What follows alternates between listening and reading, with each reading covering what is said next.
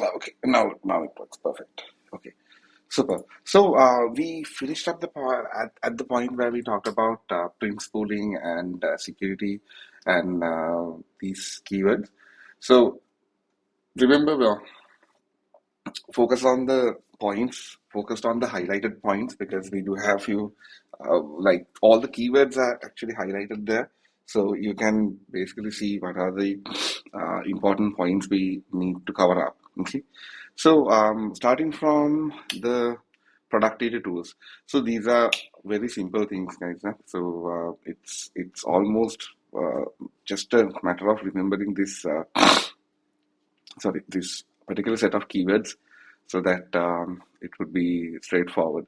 So mainly when it comes to productivity tools, so what are productivity tools? Productivity tools are specifically tools that and applications designed to enable common work related tasks to be carried out. Okay, so be careful when you're writing what is a productivity tool. You just need to be careful, make sure that now when it comes to the words, I told you guys this sometime back as well. When you are referring to a particular tool, you need to make sure that you refer to it with its productivity type of the name. So example is when it comes to word processing, if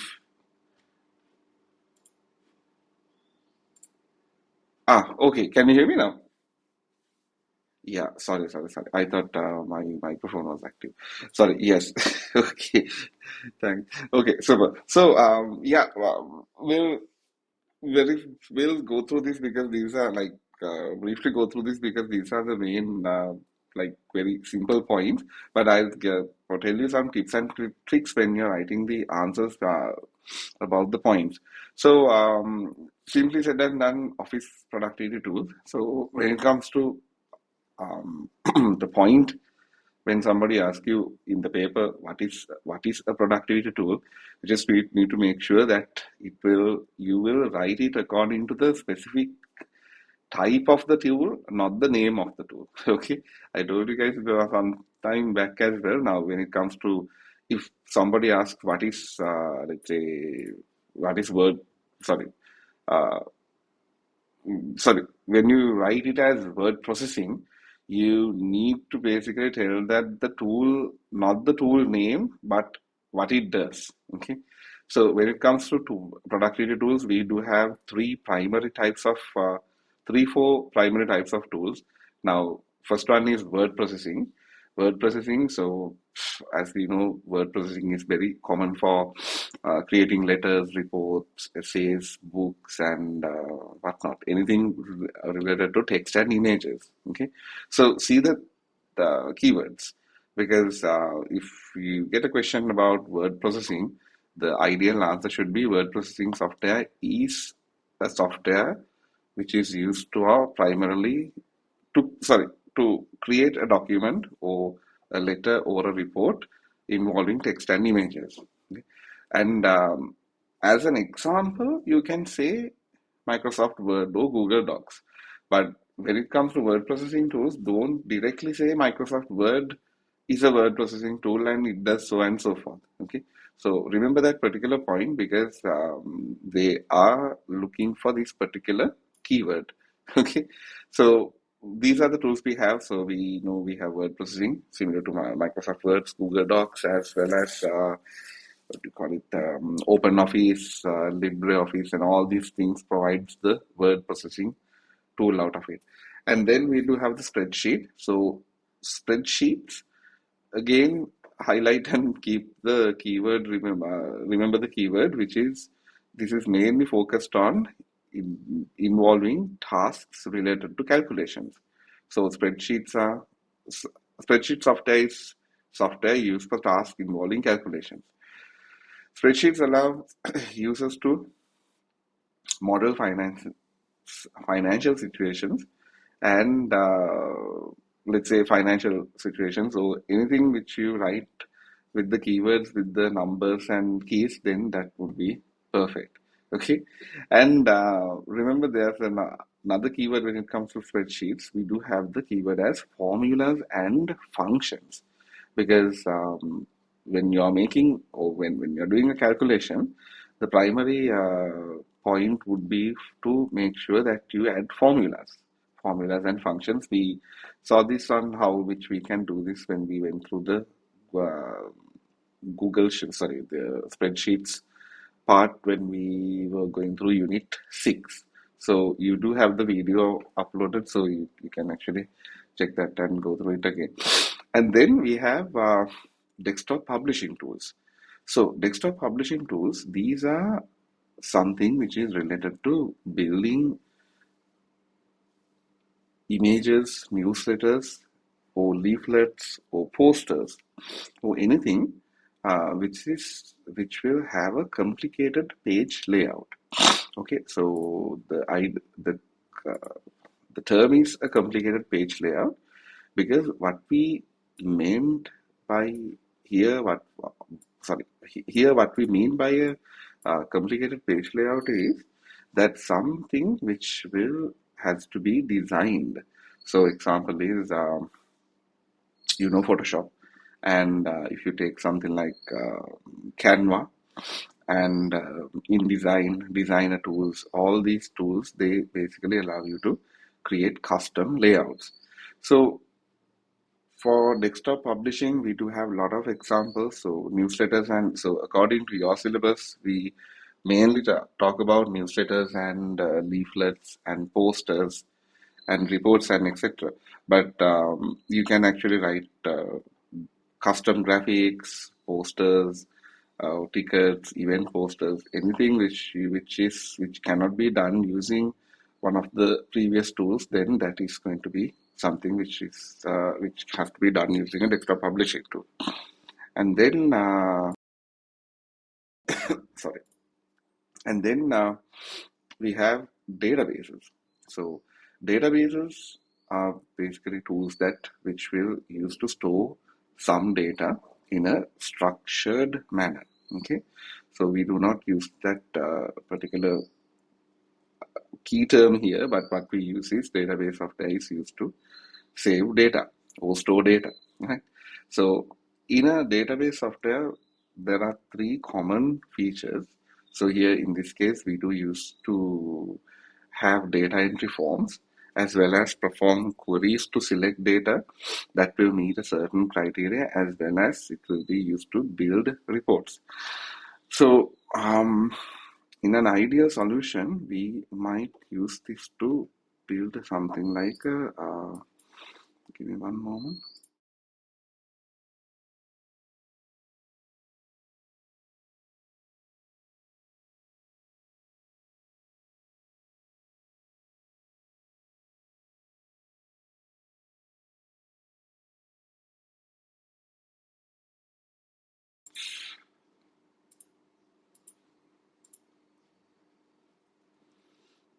Okay, let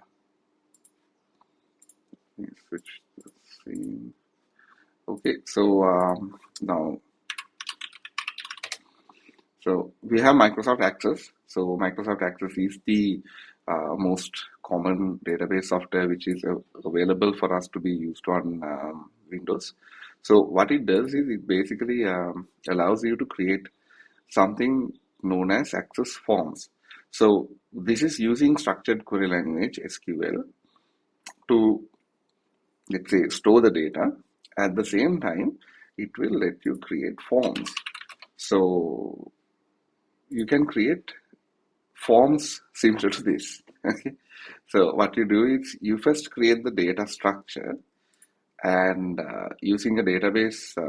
So this is the DBMS part of this. So this is the database management system. So here you have the option of creating the database with columns, like as something similar to what we did with Excel, but with much more features. So first you create the database like this, and then these softwares allows you to create forms, custom forms. You know what, like when we like not anytime recently, but if you go back to about close to about 20 years, early 2000s, about 25 years ago, we like 90% of the like POS systems and companies, they used Access. So Access was basically the primary type of tool which we used to create forms. See? So I think you might have seen this, like if you go to some places where they use this old POS system, point of sale systems. Still, some people use these old access-based applications. So they basically save the details into one of the access tables, and from there you can get access to it. So this is the idea behind the databases. So in this case, ideally, if somebody, if you get the question, I think it's easy to stick with Microsoft Access, as well as you can say Oracle, MySQL, and MS SQL, and there are like lots and lots of different databases available. So primarily remember the term Microsoft Access, as well as if you can remember the terms as MySQL, MS SQL, and Oracle as well. So these three are the primary, like the main big giants when it comes to database management systems. Okay. Then we jump into web authoring. So web authoring is basically building websites. So web authoring software is software designed to allow the creation of websites. Okay. So websites are written in HTML. So be careful. These are the keywords. Huh? So when you say when you get a question asking what is web authoring software, the first answer would be web authoring software is software designed. Oh, like you can write it in your own words, but as long as you will preserve these keywords. Okay, so you can just say web authoring software is used to create websites, which are written in HTML. That would be more than enough. And if you want to spice it up a little bit more, you can say then so web authoring software is a software designed to create websites using HTML, which will be opened by or translated by web browsers to display a web page. So that would be perfect. And then remember the keywords. Huh? So then also what it does is this web authoring software, they basically give the users an interface where even if they do not know HTML, still using this particular software, they can start building a website. So primarily, it allows you to build websites, and secondary point is it gives the interface for users who does not know exactly how to do HTML, but it will help them to create a website. As well as you will have to remember this part. It's easy to remember the short term, which is as WYSIWYG. What you see is what you get. WYSIWYG. So web authoring softwares provides a WYSIWYG interface. So මේක විතරක් ලියලා හරියන්නේ නැහැ. You will have to write the full answer. What you see is what you get. But that is the primary thing what you get with this web authoring system software. And for examples, we do have Adobe Dreamweaver and Google Sites. So Google Sites was something which was recently released, but Adobe Dreamweaver, Adobe Dreamweaver was something which was released long time ago. So I think I used this software back in 2003 or something, where we started. This was actually known as Macromedia Dreamweaver, but then back then this was known as Macromedia Dreamweaver, and then it got changed to Adobe. Adobe actually purchased this. See, it was initial release was 27 years ago. Still, this is active, but nowadays people have different tools like faster online tools to build websites. But then again, still, this gives you a flexible coding environment where you can actually type few tags and you can build some modern layouts. But be careful, this is a paid application, but Google Sites is something different. Google Sites gives you a free site builder where you can actually log in, and you can build simple websites. Huh? Remember that I'm heavily emphasizing on the word that is simple, because you can't just build a massive high-end layout, but you do have the option of building very simple, straightforward layouts using this. Okay, so jumping back.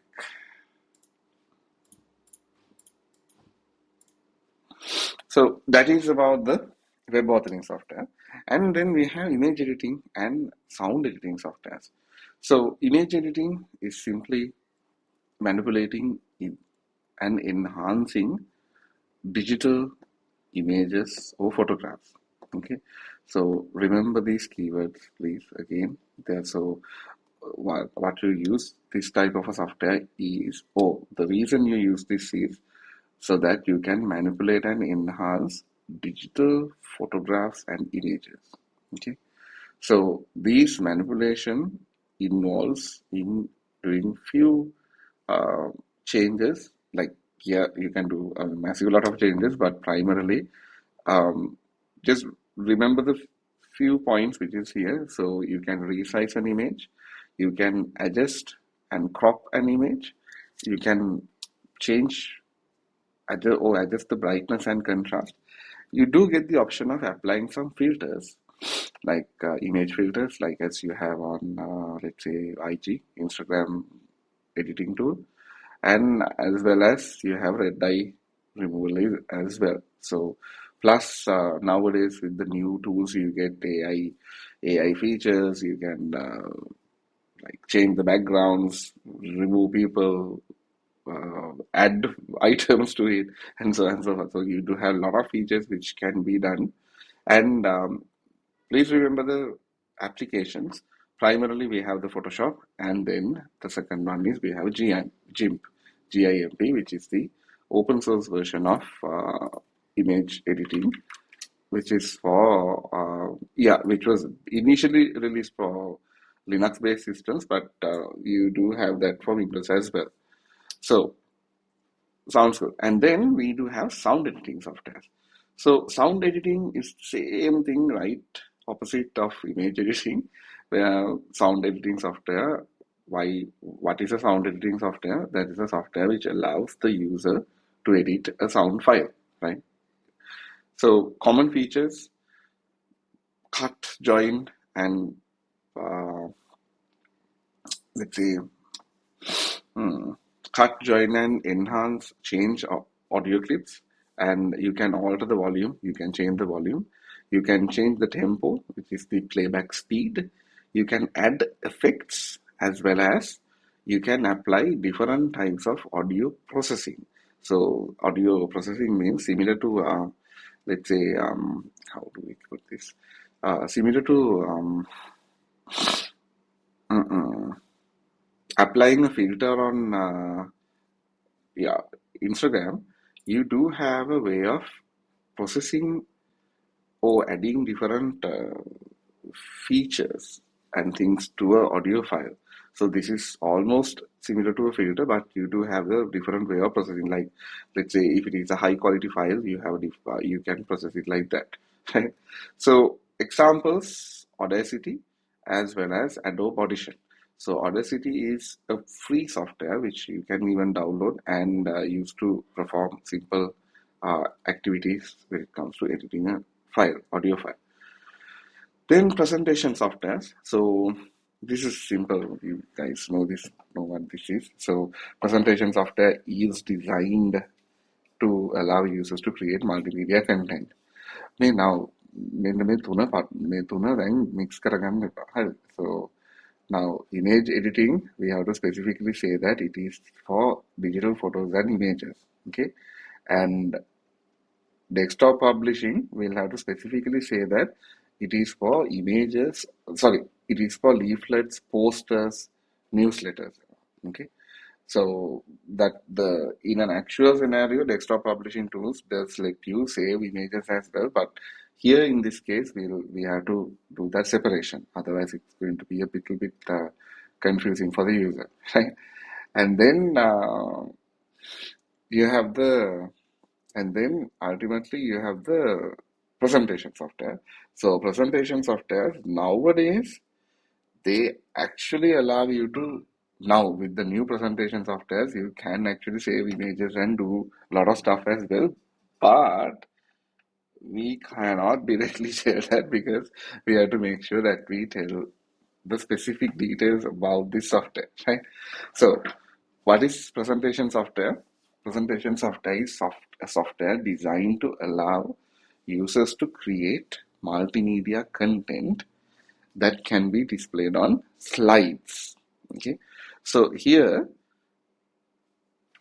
please do highlight this word. So, slides, because slides is the primary one of the primary keywords which you have here, because presentations are mainly designed to create content and to show them on slides so that you can present it to a set of people or to an audience using one of these softwares.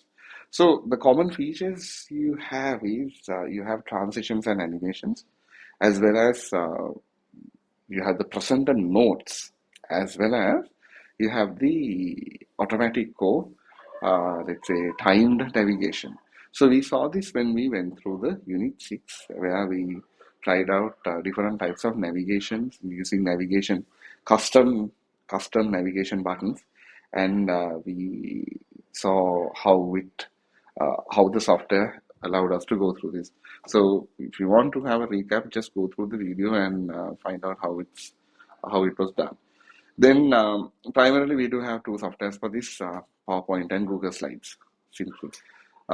Simply those two softwares will be enough, and we do have this different platforms to get this done, like many different platforms as well, like Canva and different tools. But let's stick to what is let's stick to the basics. Okay, then perfect. Then we have control software.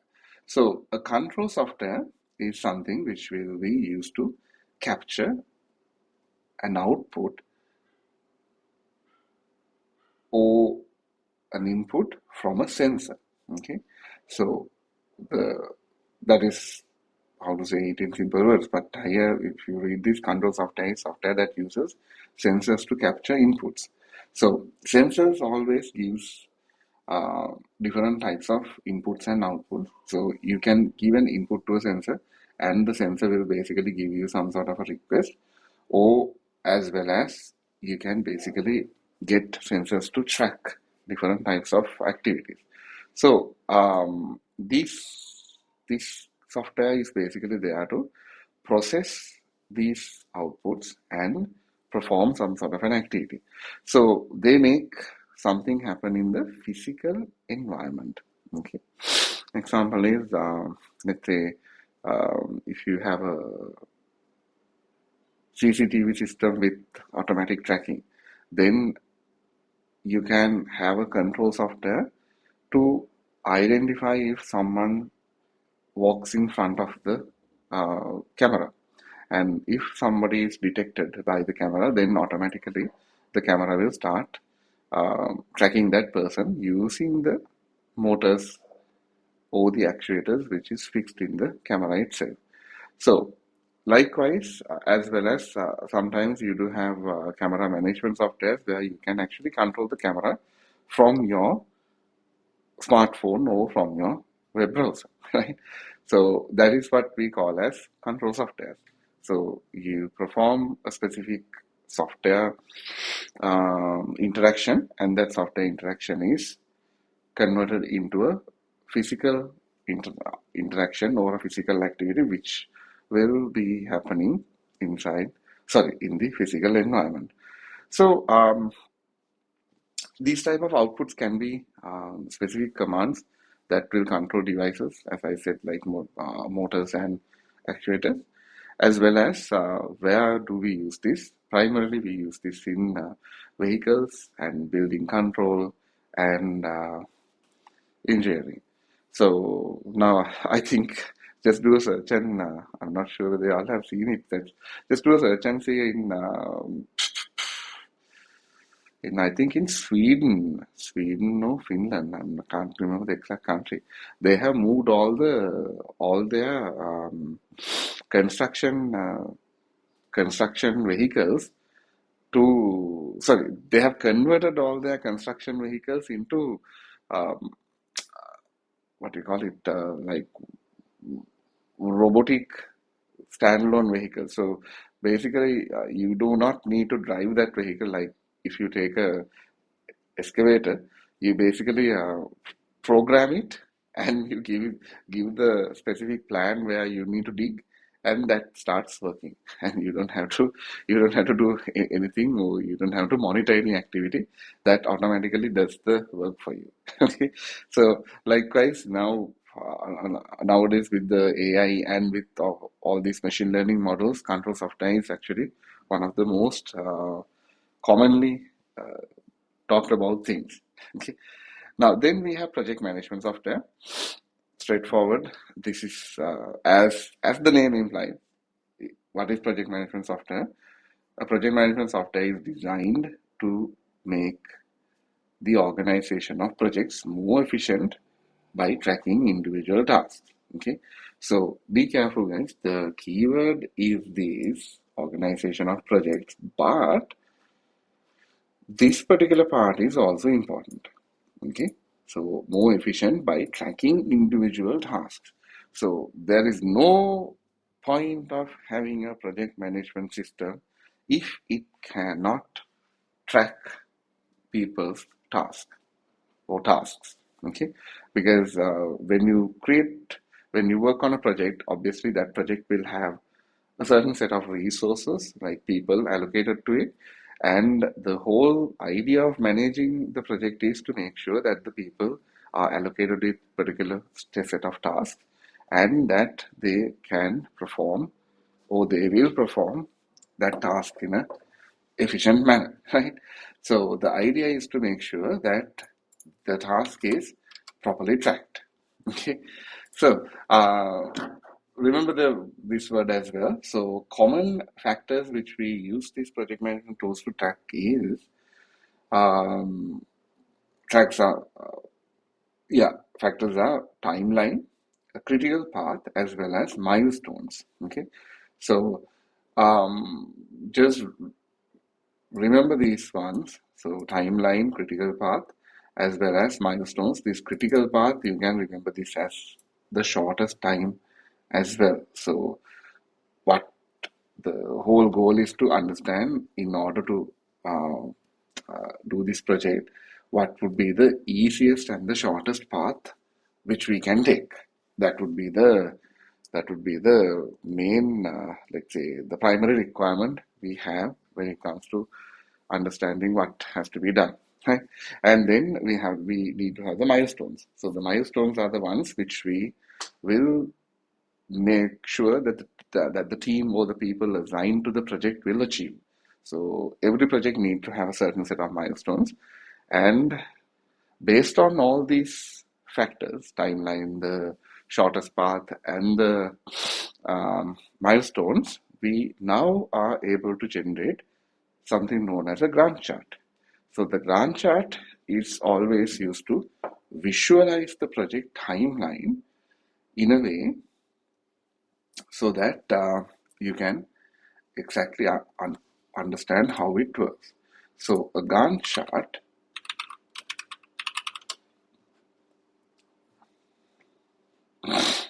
once again. So just to quickly show you a Gantt chart. So remember the word, it's Gantt, Gantt. So a Gantt chart is something which will allow you to come up with a timeline. So see, if you look at this image, you can see this has a certain set of tasks allocated to this. Okay, now here at this point you won't see the allocations, but there are certain Gantt charts which you might have the allocated person as well. So then sometimes it might make it easier. So sometimes it does make it easier to um, see who is there. I think this has a person allocated to it, but that image is not clear. Okay, let's check this out. Yes, see, designed to see. Okay, this is what I wanted to show. So yeah, sometimes we do have some types of Gantt charts where it will just have the task and a duration and a start and an end, and you might have sub level of tasks as well, as you can see here. So construction of a house, total 20 days, but that goes into a certain set of subtasks. So we have the internal and the foundation, and inside the internal we again have a subtask called electrical, and inside the electrical we do have another set of subtasks which focus on a specific set of activities which has to be done or which has to be performed in order to make the parent task set as done. So how this works is, now the reason we do this is so that we can visualize the project flow. So just keep in mind, so why we do this is mainly so that we can track the activities. Let's say, or maybe to install. So let's say if you take the task 1.1, 1.1.2, install and terminate. So that has 3 days in it, right? Okay. So the total is set as 12 days. 12 days means that is going as yeah, 4, 3 plus 5, no? Yeah. So why we do this is, okay, so just think if something happened and the second task, this install and terminate task, was not able to complete within 3 days. So let's say some weird thing happened and it went up for 5 days, right? Then the entire project plan has to be delayed by 5 days, right? Because since that took 5 days, then either you will have to reduce 2 days from the second task, or sorry, the third task, or you will have to extend the total timeline. So this is why we use the Gantt charts, because when we have the Gantt chart, we can easily expand this and automatically see how it works.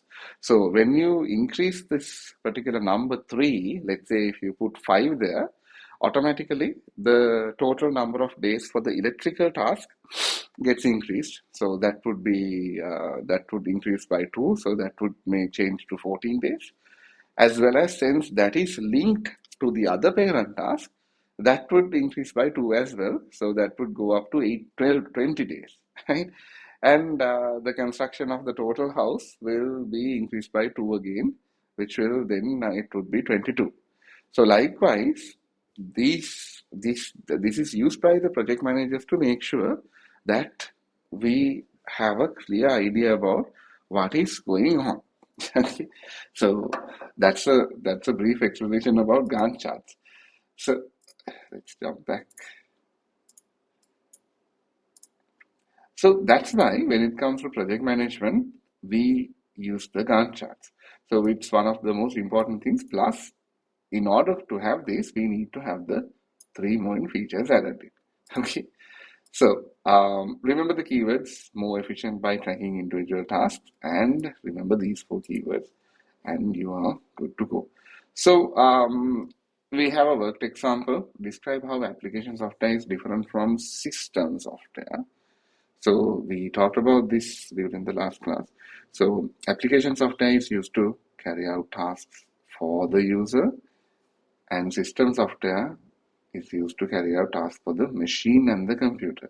Okay, so if you get this type of a question, primarily the idea is, sorry, the point is these two, but be careful when you're writing the answer, you have to write this write both the keywords together, otherwise it will not give you the full marks. So you can write this in any way, but you just need to make sure that you follow the two specific keys. So always remember application software.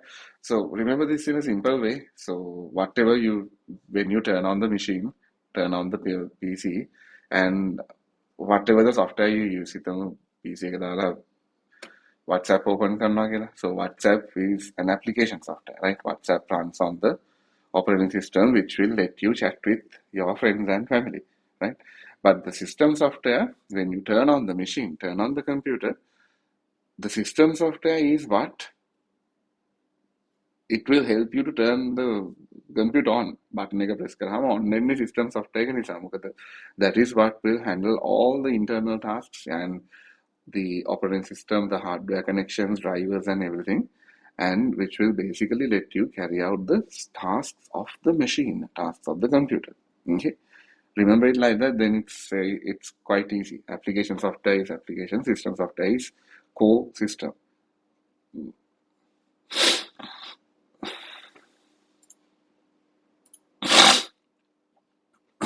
Sorry. Okay, so then we jump into software licenses. Okay, so licensing is straightforward points. We have few straightforward points when it comes to licensing. So licensing is basically similar to a legal agreement. Okay, so a software license is again a legal agreement that will lay out a certain set of rules on how software can and cannot be used. Right? It's like this now. When it comes to softwares and applications, we have primarily we have two different softwares. So one is free and open source software, and the second one is proprietary software. Right. So free and open source means that it has been developed by let's say a development team, or it can be a single person even, right? And then what they do is they basically give this software as a free, let's say, as a free solution, and they let you play around with it. So, Cyril, do you know the idea behind free and open source software? Why they do this?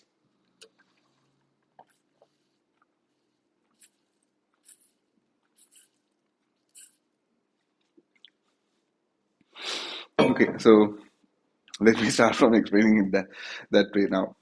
It's like this way. Then, let's say you want to create a software which will be, um, okay, think about this in a different way now. You create an application and you want to sell it. But the problem is when you want to sell that software, let's say anything, there are a certain set of factors which you have to be careful of, because primarily if you are going to charge money from people, you have to make sure that software works perfectly, right? So there has to be certain set of testing and lots of different variables has to be sorted out before selling that software. Other way around, what you can do is you can basically make this software open source, and you put the source code out online and you let people use this for free.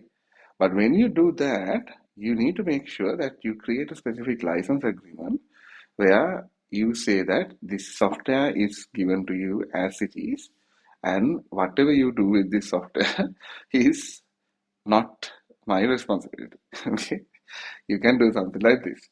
So උතර දැන් දෙකක් එනවා. Okay එනවා. Then you get this you get free software as well as you get open source software.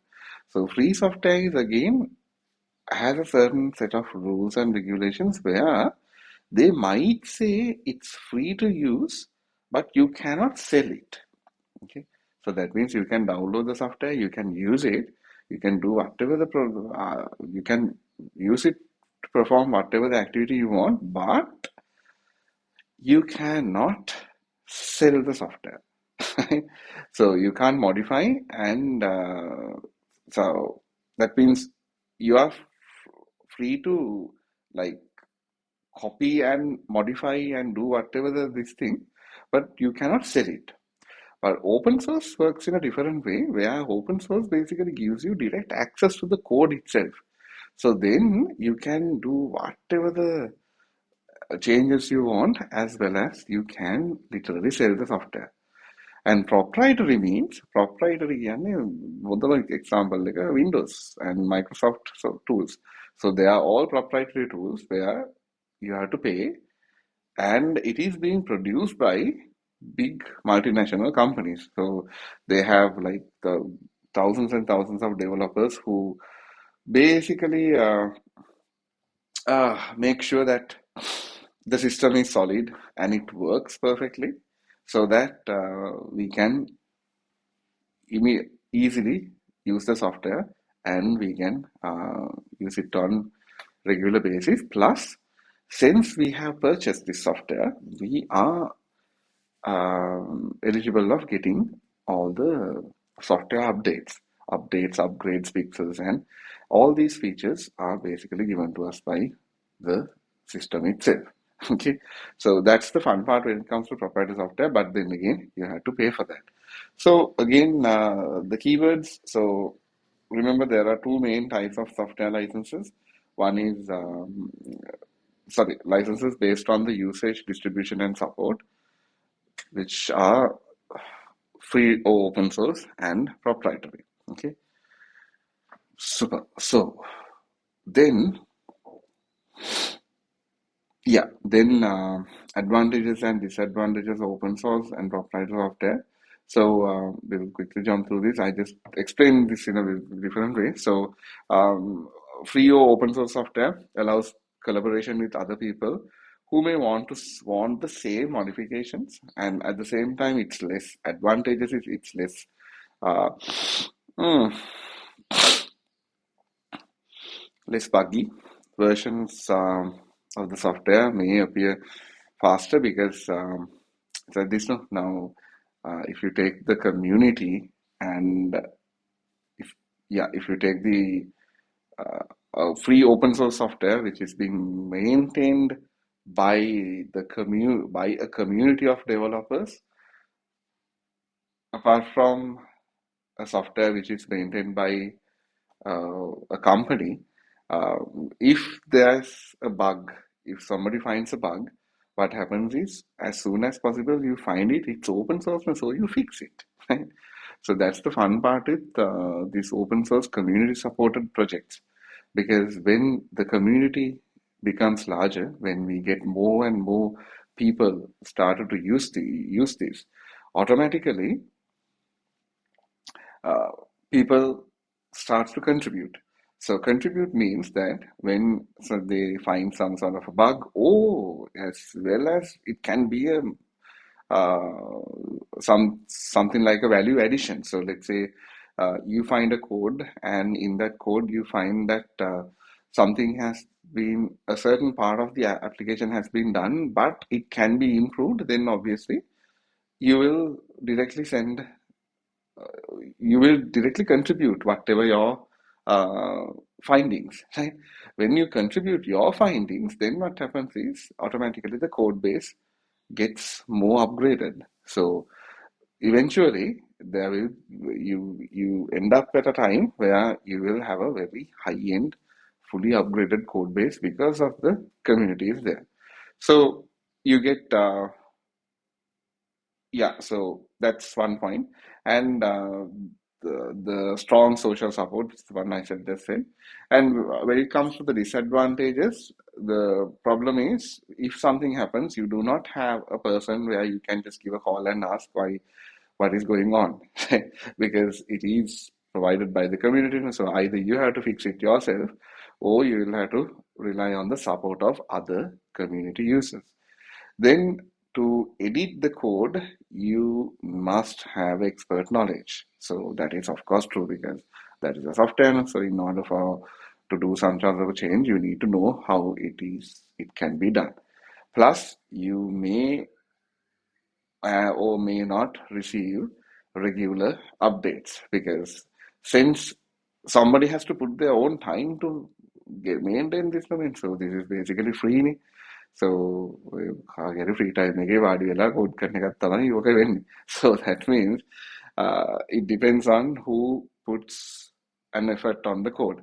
So unless if a team of developers get together and work on it, you may not receive regular updates. And this is the worst thing. You must remember this last part could be more open to exploits, because since all users are pushing code, there is a chance for somebody to push some sort of a malicious code. So if somebody pushes a malicious code block into this, then it is going to be a problem, because you will not know that until you install it and run it. So proprietary, other way around, you get free customer support, plus created based on professional standards, as well as always somebody is there to go back if you have a problem. But the disadvantage is you have a significant cost, as well as you do have expansion limitations, because you buy one software at a time, and then what they do is they release a new version. And when they release the new version, they will say, okay, thank you for using the old one. You can now buy the new. So that's the normal process.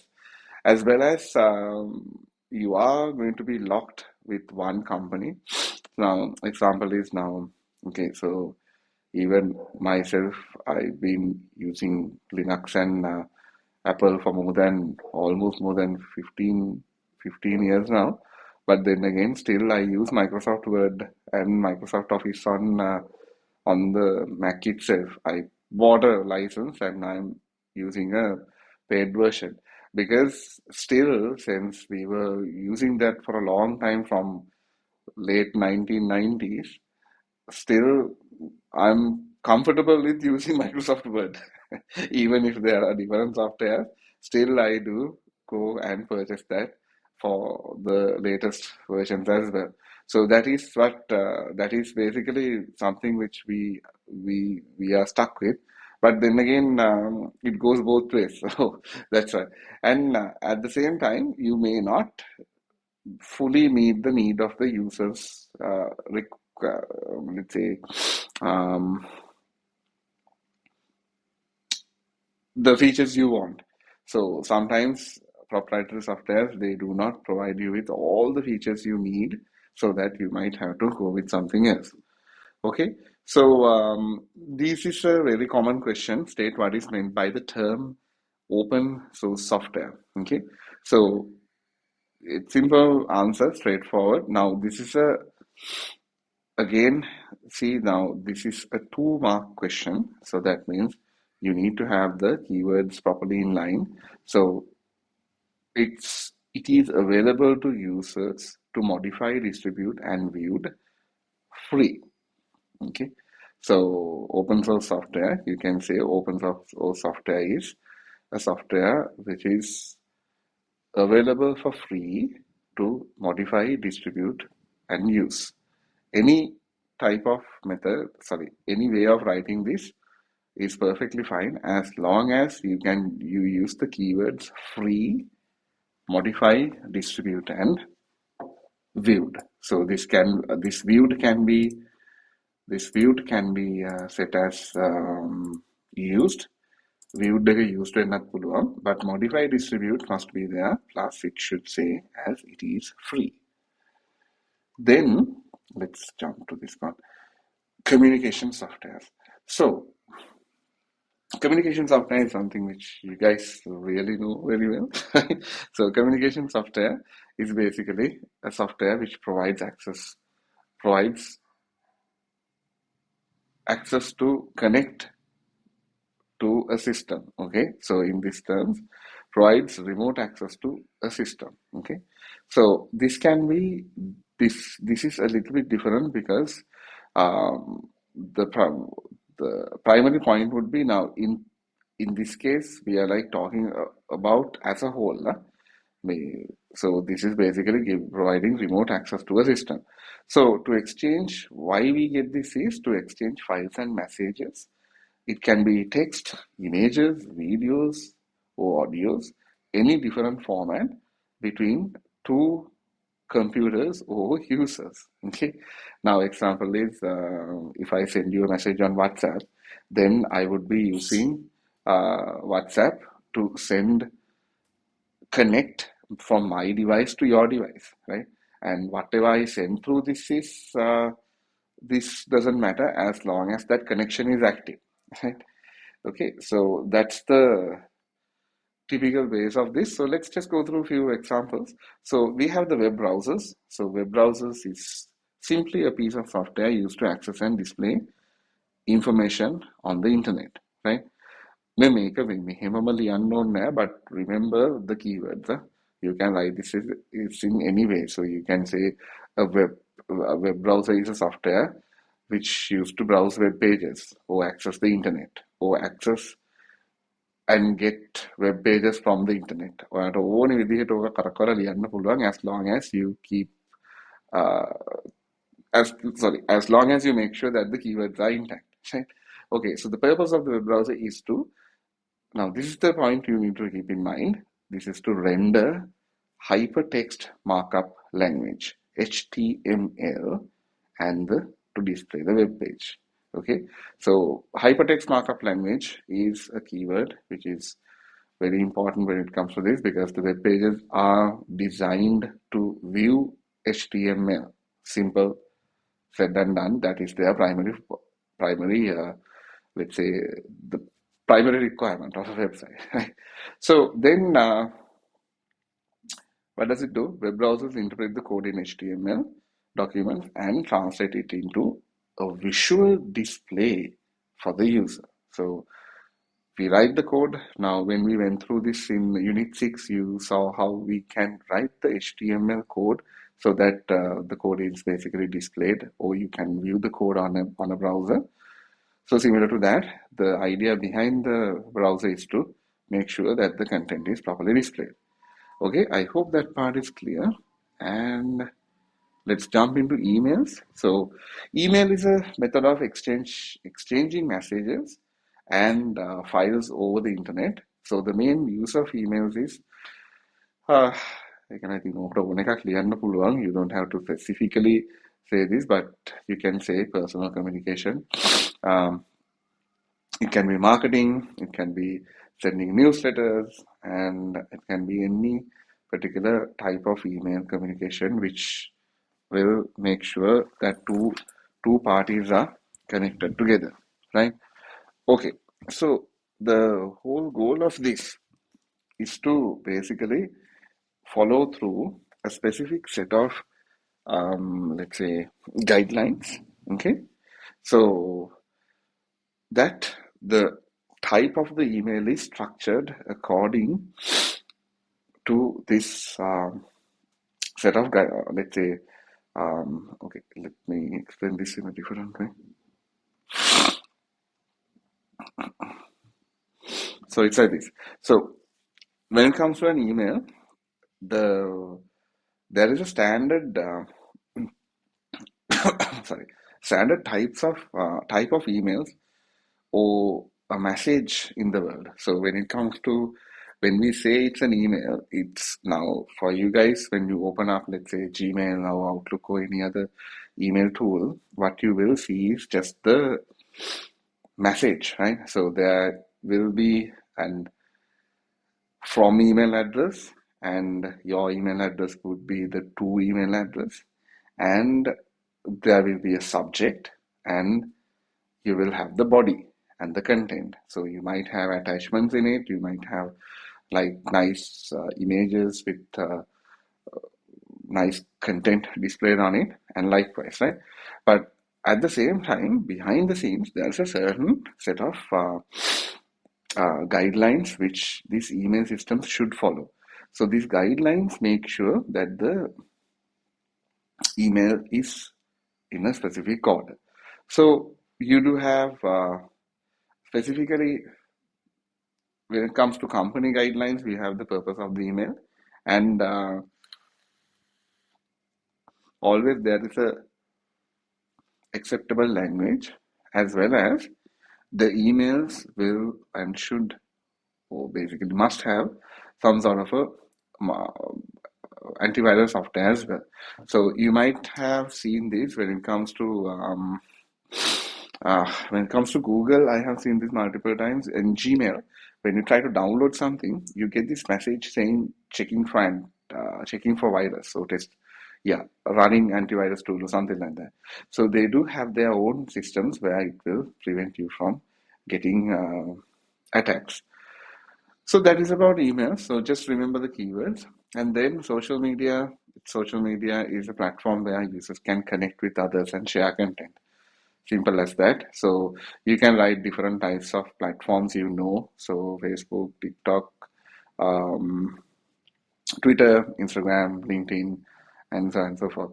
So you can write any of the actual platforms, and if you get to write and explain what is a social media network, you can say social media platforms usually requires the user to create a profile, and then they can share text and images, right? As well as what they facilitate is to provide the user interaction, collaboration, and the ability to share information for a community or to a community. So in this case, we are using this keyword as on a large scale. Okay. So it all depends on how you share. And at the same time, we talk about the privacy settings as well. So the privacy settings allows the user to control who can see their content. So this is something which you guys know 100%, because I hope most of you have social media profiles, at least one one profile. So you must be using a certain some type of let's say privacy validations to make sure that your profile is safe. Right? Okay, and then quick stuff when it comes to SMS and MMS. So an SMS is a short message, the abbreviation for short message service, and MMS is multimedia message service. So nowadays, you guys do not see the MMS service, because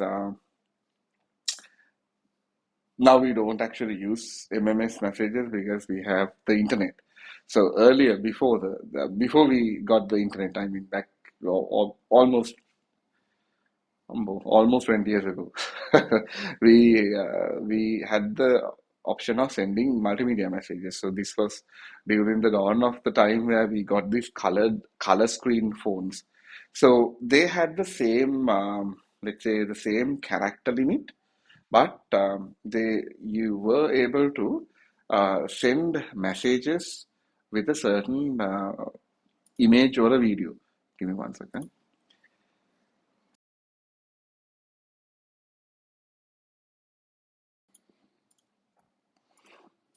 Yeah, they gave the feature to send messages with a specific image or a video. So we were, but the character limitation now, like as the SMS, we do have a character limitation of 160 characters, but they had the option of attaching an image and an animation. So this was literally sent through um, the mobile network itself, so no internet was required. And then we have the internet based instant messaging. So instant messaging is basically a message which is being sent through an internet connection. Okay, so if you tell that in a different way, instant messaging requires an internet connection to allow multimedia communication between single or a group of users. Okay, so you can write this. If you get the question, you can write it in any means. Just you need to make sure that we clearly say that internet is required. Okay, so instant messaging is basically running on internet, and MMS does not require the internet connection. So this includes features like to see. Um, you guys really know this on WhatsApp, no? So you can see whether the user is typing or whether the user is online, and you can share the location. You can share nowadays with these new platforms. You have the option of let's say um, sharing a profile pictures, and I think now most of the software they do have this. What do you call it? This something like. A view for put some shots and some status images and so on and so forth, right? So that is now that has become a trend as well as if you take a tool like what is this thing, Snapchat. If you take a tool like that, that allows you to basically go with much more features like sending messages and different features are there. Okay, so then we have a worked example question. So describe the function of a web browser. So as I said before, we just need to make sure the um, keywords are there. So HTML, web page, and website and web content. All you need to write, your answer should contain all these keywords. So describe the function of a web browser. The function of a web browser is to request and render and display, or request, render, or display HTML web pages, or you can say hypertext markup web pages built with HTML from the internet. You can write this with any different way. You can say a web browser can request a web page or an HTML web page from the internet and render it or display it. So all these keywords, you can use all these keywords and you can jumble it up as much as possible. And as long as you write the answer using this particular set of keywords, then that is perfectly good.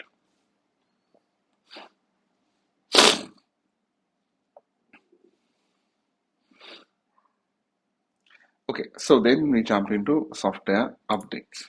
Give me one second.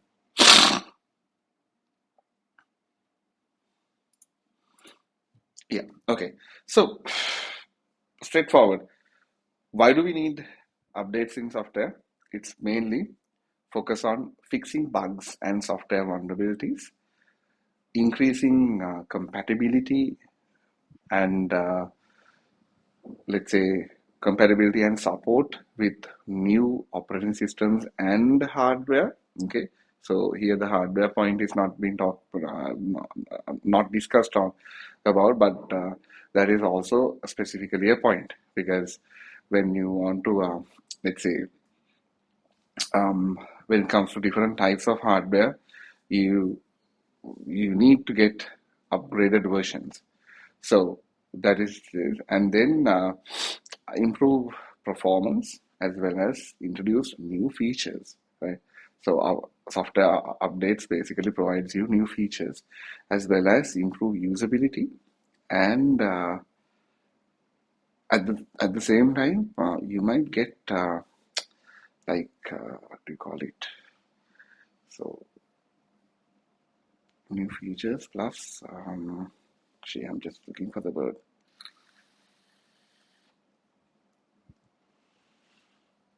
Yeah, that is part of the upgrades. It's like this now. If you take if you take a graphic card, that is the best example I can say. So if you take a graphic card, depending on different games and different software requirements, you get the graphic card driver updates, right? So that is not to add new features, but that is to make sure that the newer softwares have support to that particular hardware. So that is also falls under the software updates. That's why I think you all might have seen when you when you run the Windows updates, you might have noticed that Microsoft Windows keeps on downloading different, let's say, different updates For drivers, they say downloading update for X driver, downloading update for B driver, and so on and so forth. So all these driver updates are basically based on these enabling support. Okay, so updates are typically downloaded from the internet, of course, and sometimes you do have the option of installing it by yourself as well. You can download a patch and you can install it, as well as your system, your operating system, do have a method of scheduled updates as well. So what it does is it will basically look for updates on a scheduled basis, and then it would push this particular update into, it will download this particular update and it will automatically install it. So when it comes to this Microsoft updates, I know it's a bit nuisance sometimes because they keep on updating, they keep on pushing updates every now and then, right? So you do get a lot of updates for a particular period of time, and that requires a lot of internet as well. Internet, and it downloads huge files. So now that is about operating systems. So we talk about two different factors. One is about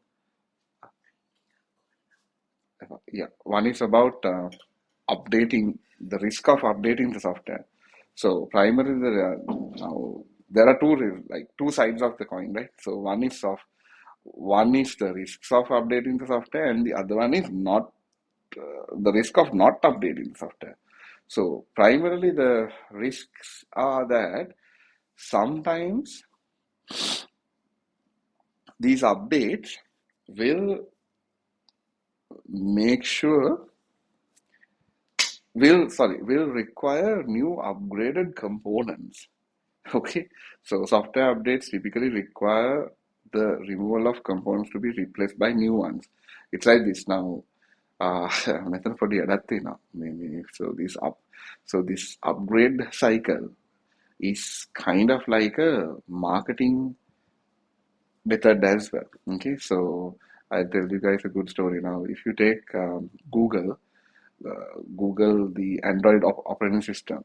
So not like Apple, Android basically forcefully gives you the upgrades, right? So when a new operating system is released, Android will obviously give that operating system. Apple, what they do is Apple basically locks the operating system based on the device compatibility. So if the device cannot run the latest, let's say the latest new iOS, they will gracefully stop it and say, no, you do not have support for this, but you can continue this XYZ operating system as long as your device lasts. But Android guys, Samsung and all, they play a different game. What they do is, whenever the new update release, they give you the update. And the problem is, sometimes, not sometimes, most of the times, your particular hardware or your phone in this case does not have enough capacity to execute and run these softwares, run this new operating system. So what happens is, automatically your phone starts to lag. So your phone starts to get slow, extremely slow, and ultimately you will end up buying a new device. Okay, so that is one of the risks of upgrading when it comes to this multinational big companies applications. So that is that is what they mean basically. Yeah? That is what they want you to do. So they want you to upgrade so that you will upgrade your device at a certain point. Okay, so I hope you guys got the idea. So then so this so these are the points which can be, so sometimes it can occur some sort of an incompatibility, plus at the same time when you upgrade or update the software, your workflow must or can be disrupted. Let's say if you take the same example when it comes to the mobile phone, let's say you use the mobile phone to take pictures, and let's say you are a social influencer and you do record videos and do all this stuff. But when the new upgrade comes in, your phone starts to slow down. So lag in this case. So a lagging phone will be something really hard for you to use, right? Because since you're continuously trying to build videos and content, if the phone starts to slow down, then it's going to be a problem for you. So then obviously your productivity will slow down, right? Then update issues are also there because sometimes you might end up losing your data, or sometimes okay, so I'll tell you a good example. Recently, older phones of older Android phones, I can't remember the model exactly, which received these updates. There were some specific validations from other softwares which blocked, which was blocked after updating the application, as well as other way around. When they released the newer versions, the older version of the application stopped working. So then again, you might end up having issues because your software which you were using will not work anymore. Okay. And then what are the risks of not updating? So this is again, this is a double-edged sword in this case. Right? So you do have risks of not upgrading as well, updating or upgrading, because when it comes to software updates, you do have like, so the best example will be to take the same thing which I said about uh, mobile devices. So mobile devices, people find flaws and vulnerabilities on most of the time because there are multiple different types of vulnerabilities which is out there, and most of these big companies, they keep a close eye on these issues and they keep on fixing it. So that means if your current version has some sort of a vulnerability in it, then obviously the upgrade must be done, right? Otherwise, you might be open for hackers and other people to get your data, and at the same time, they might be able to install different types of, let's say, malware and viruses on your device, so that it might damage your system. Okay, so these are the points. So just remember the keywords which is highlighted, and that would make it sure. Okay, so we do have a quick worked example. So here Finn wants to play a game he installed a year ago. And here we have two questions. Describe how Finn can update the game software.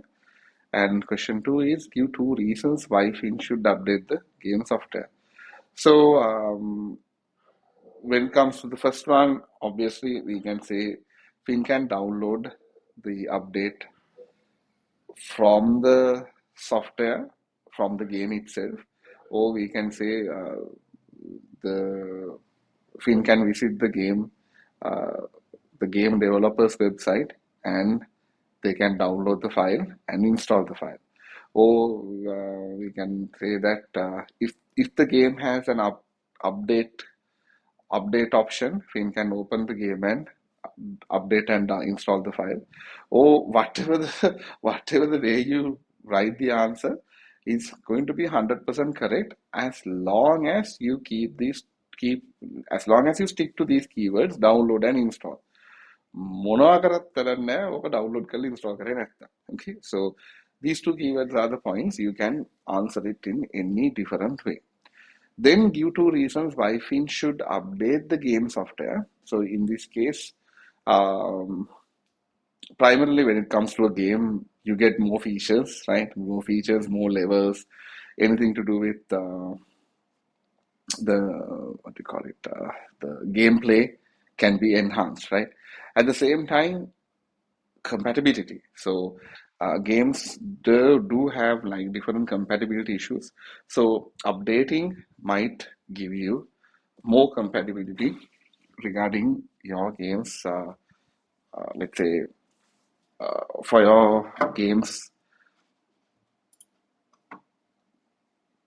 playback and support. Give me one second.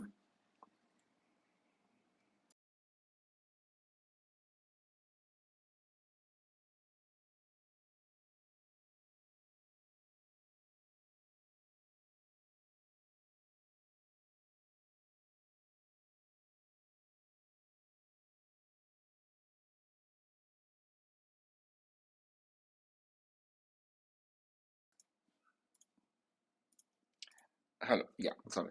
And then you might get so fix bugs, and here we talk about security vulnerabilities and all. But I think if it is a game, my personal this thing is to sorry, my personal perspective is just say that to get new features and to get and to improve compatibility. These two would be more than enough. And when you say improve compatibility, you might have to say um, to adapt for new hardware changes or something like that, as well as remember the bug as well. So the update might fix or patch bugs. Okay, so that would be the different types of keywords which you can use. So also, guys, please pay attention to these four points. So now, when it comes to these answers, we do have four different types of answers. So one is perfective, second one is adaptive, for third one is corrective, and the fourth one is preventive. Okay.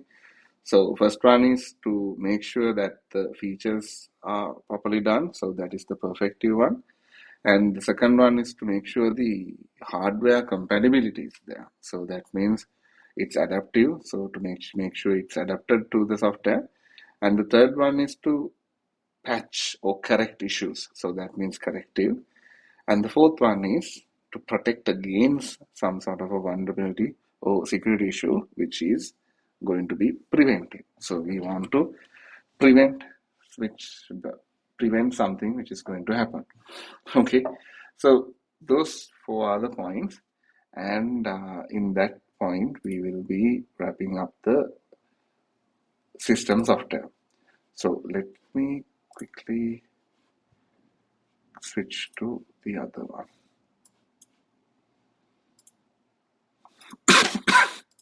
Sorry.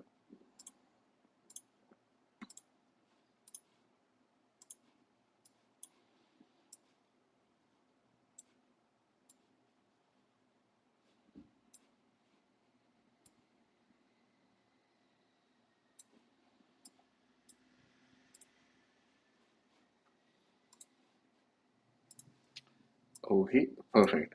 So now we talk about system software. So, no, sorry. Give me 1 second.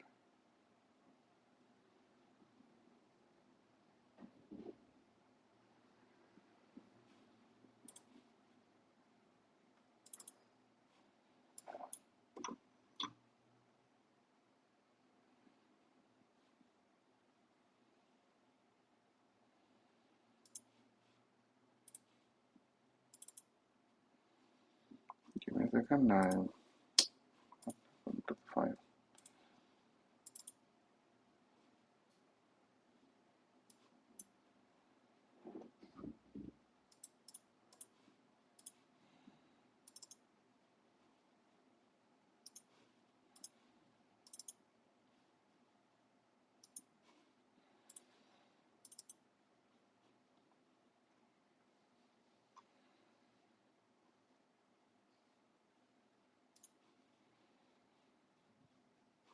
Hold on.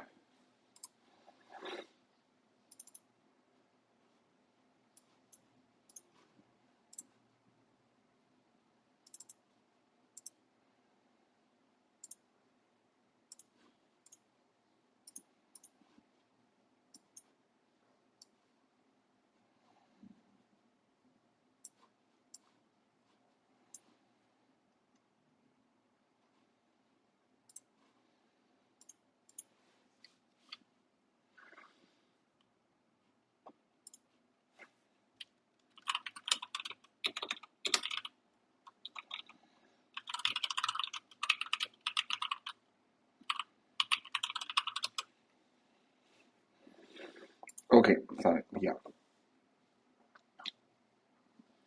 I had a naming issue in the files. Let me check it and send it to you again. Um, Perfect. Okay, so let's jump into the input and output devices. Give me 1 second. I'm just loading up one more thing.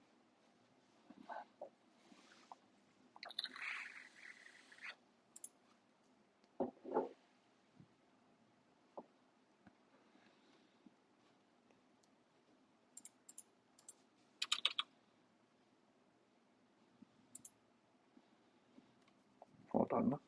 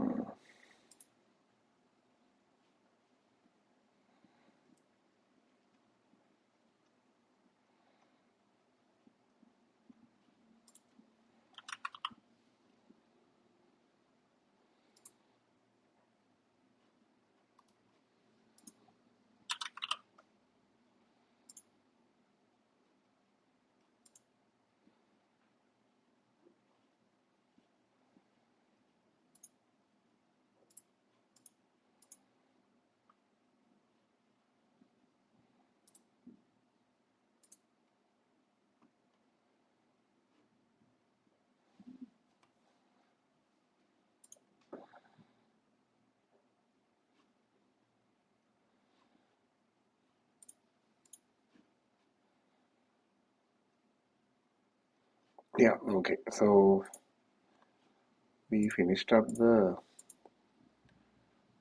software part. Now we are jumping into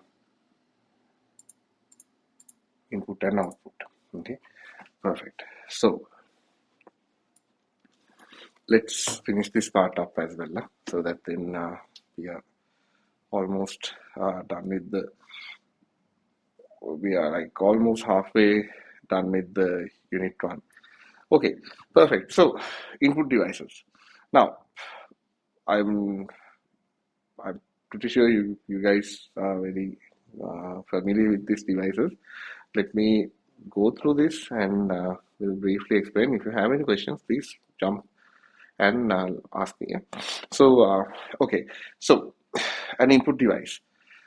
Whatever we do with the computer, obviously, we need to provide some input to the computer in order to get it to work on some specific task, right? So a PC, your particular computer, does not have the ability to basically uh, read data on its own. So you need to have some sort of a way of providing an input. So that is where we have the input and output devices, so that we can communicate with the computer or we can interact with the device. So in simple terms, input devices are hardware components. So remember the term, it says hardware components, okay, that allows users to interact with a computer system. It can be with a computer, or best is to use the word as computer system, okay. So here we talk about the basic input devices. So we have the keyboard. Keyboard is basically entering data into a computer. See the highlighted keyword there? So it is used to enter data. And the mouse is to basically select on-screen objects, or you can basically change this and say mouse is to control the cursor or the pointer on a screen or on a computer screen. Okay, so here we do have the advantages and disadvantages as well. So for the keyboard, it's very easy method of entering data, but the disadvantages, it says you have the repetitive strain injury, as well as it can be slow to enter data compared to direct data entry, like using some sort of a, let's say, okay, example is, this is a very good example which you might have seen multiple times, where when you go to a supermarket, sometimes the barcode scanner does not work. So when that happens, what the person at the cashier would do is they would look at the barcode and they will try to enter the barcode manually. right? So when you try to enter the barcode manually, it of course takes a long time, and it kind of makes it harder for that person to read as well. So he or she has to read it, understand it, and then enter, right? Okay, so that is a type of a disadvantage. And then mouse, it's basically precise control, as well as disadvantages are there where you might get into this repetitive strain injury, where you might get a strain on the wrist. So this is just a disadvantage, but it changes, but you are tend to get questions asking what are the disadvantages of using this. Okay, so primarily RSI is there, repetitive strain injury is there, plus at the same time the important thing is this requires a flat surface. So a mouse always requires a flat surface, because that is where the pointer, that is where you'll have to move the device, right? And people with disabilities can find them difficult to use. Of course, true, right? So if you have a disability or difficulty in moving your hand, then it's going to be a bit hard for you to use the device, right? And then we have the joysticks. So joysticks moves. Here, this case, it's sprites or characters around a game. So joysticks are joysticks plus. We do call them game pads as well. So game controllers, game pads, all these things falls under the same category. What they do is they let you interact or move a character in a game. Okay, so this will basically enhance the gameplay, as well as it would improve the realism, because it's without like playing this game on a keyboard and a mouse. You do have the option of have a like to see a realistic, let's say, a realistic gameplay. Plus, at the same time, it will increase the accuracy, right? And the disadvantages, it is expensive, but nowadays it's not that expensive compared to keyboard and a mouse. But then again, yes, it's expensive, and it is limited to use outside gaming and simulators. So obviously, gamepad එකකින් keyboard එකක් වගේ type කරන්නේ නැහැ. So obviously, if you buy a gamepad, that is like 100% focused on playing games. And then we have the graphic tablet, scanner, digital camera, and webcams. So graphic tablet, remember the keyword which is known as the stylus. So in a graphic tablet, you use a stylus to draw or write. Okay, so the primary advantage is it gives you a precise input. Okay, now simply if you take a mouse, when you move the mouse, the way you move the mouse is with your hand, right? So that means the accuracy and the precision is actually not compared to using a pen, right? So if I ask you to draw a circle on a piece of paper using a pen and using a mouse, then obviously what you draw with your what you can draw with your mouse, pen would be much more accurate and will look nicer compared to what you would draw with your mouse. Right? So it gives you the precision, it gives you the natural feel, plus it's ergonomic. Ergonomic means you can use your natural movement to basically draw something. And disadvantages, it is cost, and there is a learning curve, plus battery life. Battery life, it's not really important in this case, but yes, some of the styluses, they do have a battery. Like if you take the Apple Pencil, the Apple Pencil does have a battery, so you have to charge it. Okay, so the scanner, again, the keyword is convert. So the scanner will convert a paper document into the electronic form. So you can write this in many different ways, but remember to use the keyword convert. So the scanner's purpose is to convert a paper document or a physical document to the electronic form. Okay, so what does it do? It has accurate reproduction easy to share and store because it's whatever the document which you scan is going to be converted into digital form. Plus, combined with barcodes, it can become a like a data. Uh, it can become something like a DDE where you can read the data. Plus, at the other way around, um, disadvantages would be quality because when you scan it, depending on the resolution, the quality might be different. Plus, uh, if you are taking a high quality scan, it's going to be slow. So if you had a scan at your home or if you have used this, you might have noticed when you are scanning, it basically asks you to select the quality of the document. So you do have the option of selecting a high quality document, which then it will produce an image with a high DPI rate, higher dots per inch rate. So that means when it needs to scan this high DPI image, it has to go slow because it will take it slow and read it one line by line and try to copy it to make sure that it's a high quality image. Okay, and then digital camera, simple as that. It's taking photos and videos, so you can advantages, you can save a lot of images, no developing, and easy to share. And at the same time, disadvantages, the storage can be uh, storage compression can lead to loss in quality. Plus, need to be tech savvy to use it effectively. But what I can say is that disadvantages, you can say your hardware, you have to make sure your hardware is safe as well because the storage, if you lose the storage, if something happens to the storage, then you lose all the images. And I hope you guys know what is this developing is because earlier when you go back before we used the digital cameras, we had cameras where they had this photo reels.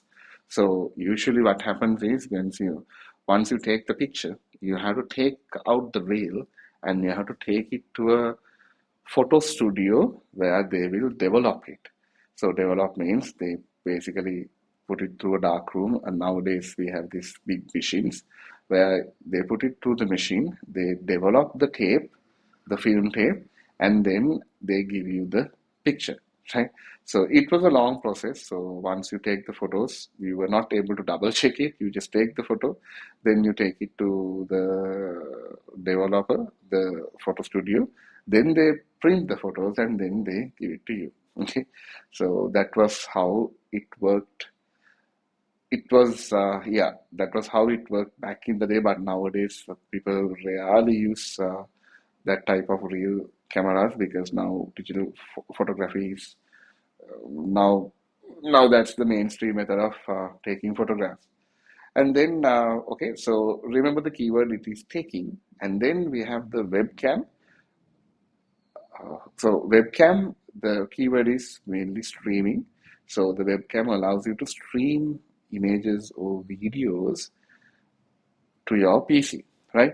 So advantages, real-time communication, plus cheap, plus its multi-purpose.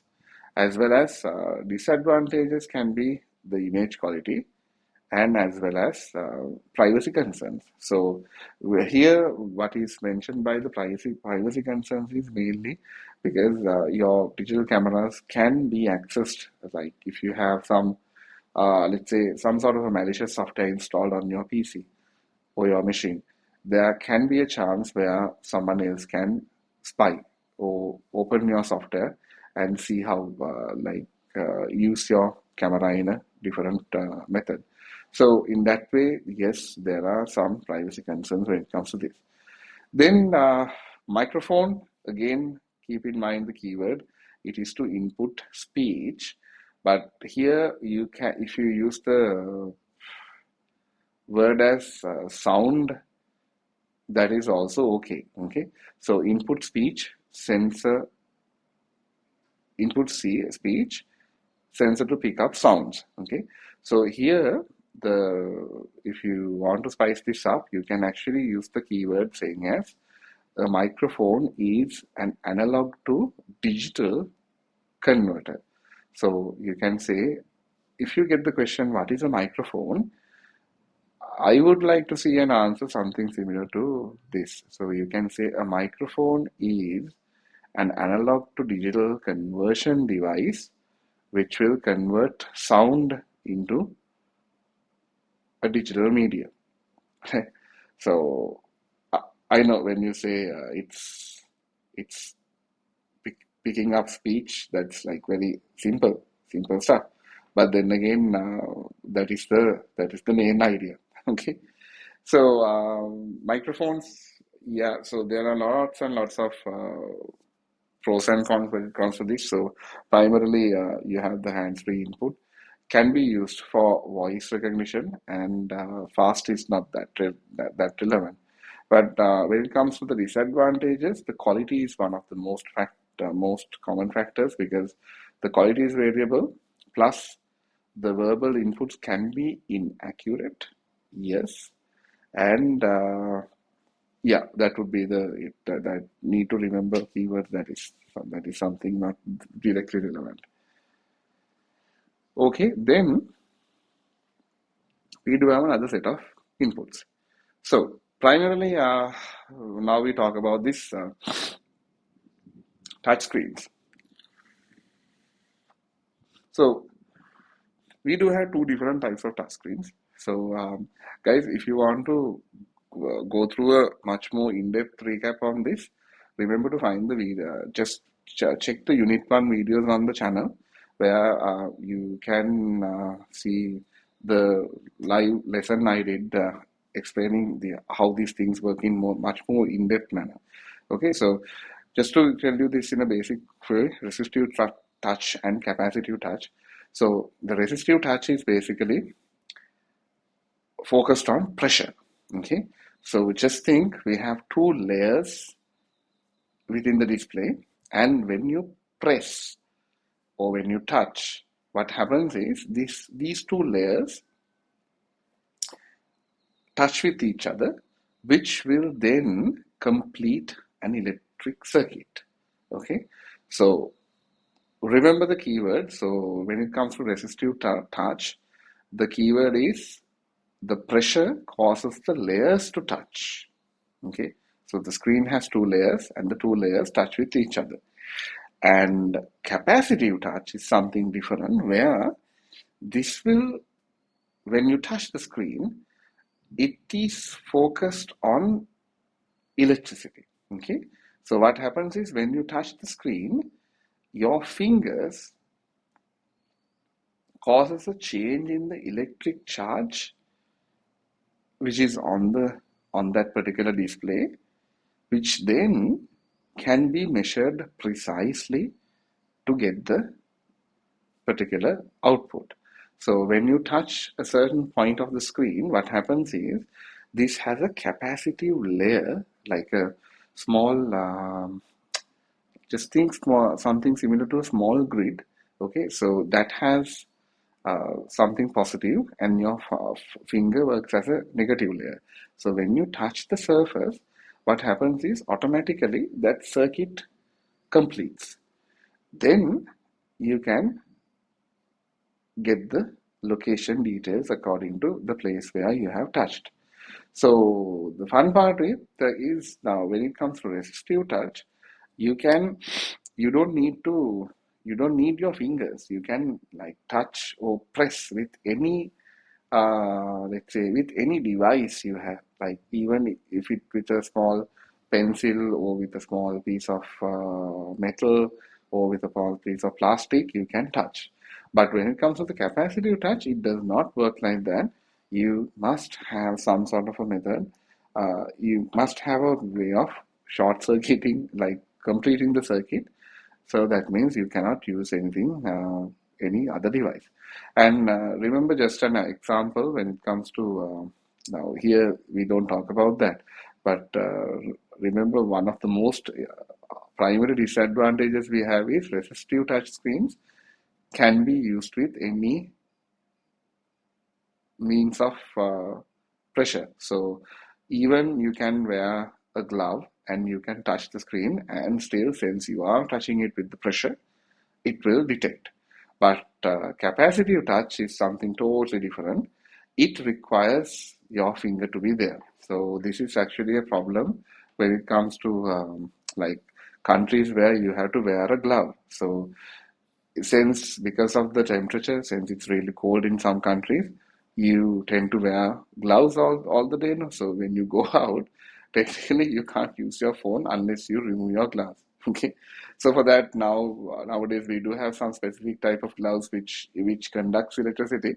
But then again, unless you have that type of a glove, or you have no choice than to remove it and use it with your bare fingers. Okay. So keep that in mind. So the rest of the disadvantages are almost common. So screens can get dirty and can get easily scratched and so on and so forth. Okay, so perfect. Then we jump into OMR, which is known as optical mark recognition. Okay, so OMR, you guys might have experienced OMR while you might have written this multiple written answers to multiple choice question papers. So how it works is it will, so not like OCR, not like optical character recognition. OMR works in a specific way. It will recognize a mark. Okay. So in this case, primarily what it does is it reads marks on we can say exam paper. That's the easiest example. No? So we can say read marks on exam paper in pen or pencil. Okay. So what it does is, now you guys might have noticed, like if you have written these international exams as well, so you do get the multiple choice questions answer sheet with exact 4 or 5 circles where they say exactly to cover or just to mark the circle with your pencil or a pen.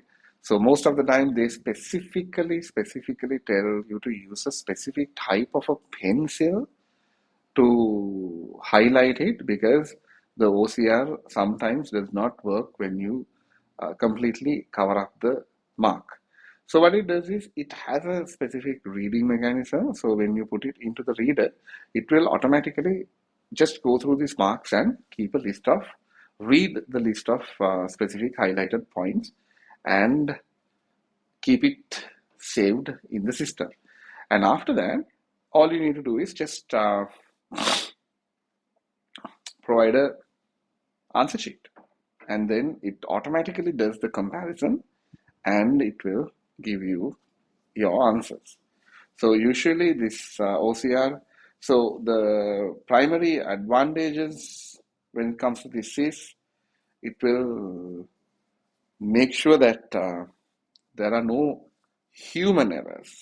Okay, so when it comes to paper marking, I hope you guys have noticed and experienced it before as well, where you tend to get into human errors where you might, like when you manually check it again, you might find mistakes which has been done by your teacher or person who marked it, and you have to again take it back to them and ask them to double check it, right?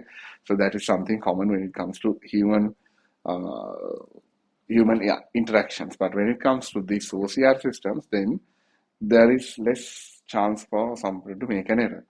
Then OCR is the other way around. It works on text and digital data. So OCR is basically reading any type of text and digital data which is available for the reader to go through. So this would make it easy to, let's say, read some text, as well as this would make it much more accurate to get the text out. So OMR, the disadvantages are basically limited to specific forms. So when you want to, like, let's say if you want to have a customized form with a custom layout, that is not possible to do, because it always focuses on the specific structure of the form. And second point is it cannot read handwriting. So it must be completed accurately with the with highlighting a specific area. At the same time, OCR disadvantages are it might struggle with complex layouts, and it is depending on the fonts.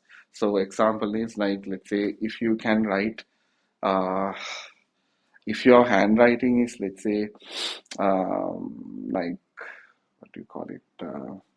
If you use something like calligraphy or something like a very nice connected handwriting, or if your handwriting is really bad, nobody can read it, then again there's going to be a problem because the OCR will not be able to capture it. Okay, and at the same time, as we know, it's not 100% accurate because it's really hard for the system to read. So I'm not going to include the point expensive because OCR was expensive back in the day, but now with all these AI algorithms and AI learning patterns, uh, now OCR is available on almost all the devices. So even if you take your take a simple mobile phone, you might get the OCR ability just out of your mobile phone camera itself. Okay, then then we talk about barcodes. So barcodes is basically to read barcode labels. Okay, so the keyword is to read barcode labels. Same as OCR and OMR, both it's fast and accurate, low cost, allows for automatic control. Plus, barcodes are basically commonly being used all around the world. So that has become a that has became the standard. Okay, and disadvantages, you need to have a specific structure, and so it requires a structure of lines, and it requires line of sight. So that means you have to specifically place the barcode right in front of the barcode scanner for it to read the barcode details, right? Then barcodes can be easily damaged, plus barcodes can be swapped and altered by consumers as well. That is something ekithing hora වැඩක්, but yeah, you can get it done. You can do that too. Okay, final set of items. Biometric scanners. So biometric scanners means biometric means that something which we have as a human, right? So what are the biometric points we have? Now, primarily, we have our fingerprint, right? Fingerprint, facial, voice, and iris. So those are the primary 4 points which we can uh, take, or which we can basically use to recognize through using a biometric scanner. So pros and cons, it's easier than passwords, much more secure, and speed is there. And as well as, yeah, speed. Cons would be privacy concerns are there, plus it is expensive. Again, now in this case, I'm not going to talk about the expensive factor because nowadays biometrics are basically commonly being used everywhere. But yes, then again, if you are planning to add this into a different scenario, like let's say to capture employee attendance or something like that, then yes, it is expensive. Okay, because you have to set up all everything. No? Then magnetic stripe readers, it's basically for debit and credit cards. Fast, simple to use, secure. You guys know this thing. And chip and pin readers. So this is again retail card payments. So chip and pin readers are basically the points which we use for this particular credit cards. You have this small chip similar to that. So magnetic strip. So basically nowadays credit cards have all these three features in them. So they do have the magnetic strip. On the back side, you have the magnetic strip where you can swipe the card. Plus, you have the and chip in the card. So you can actually enter the card from the bottom. And if you have a pin, you can enter the pin.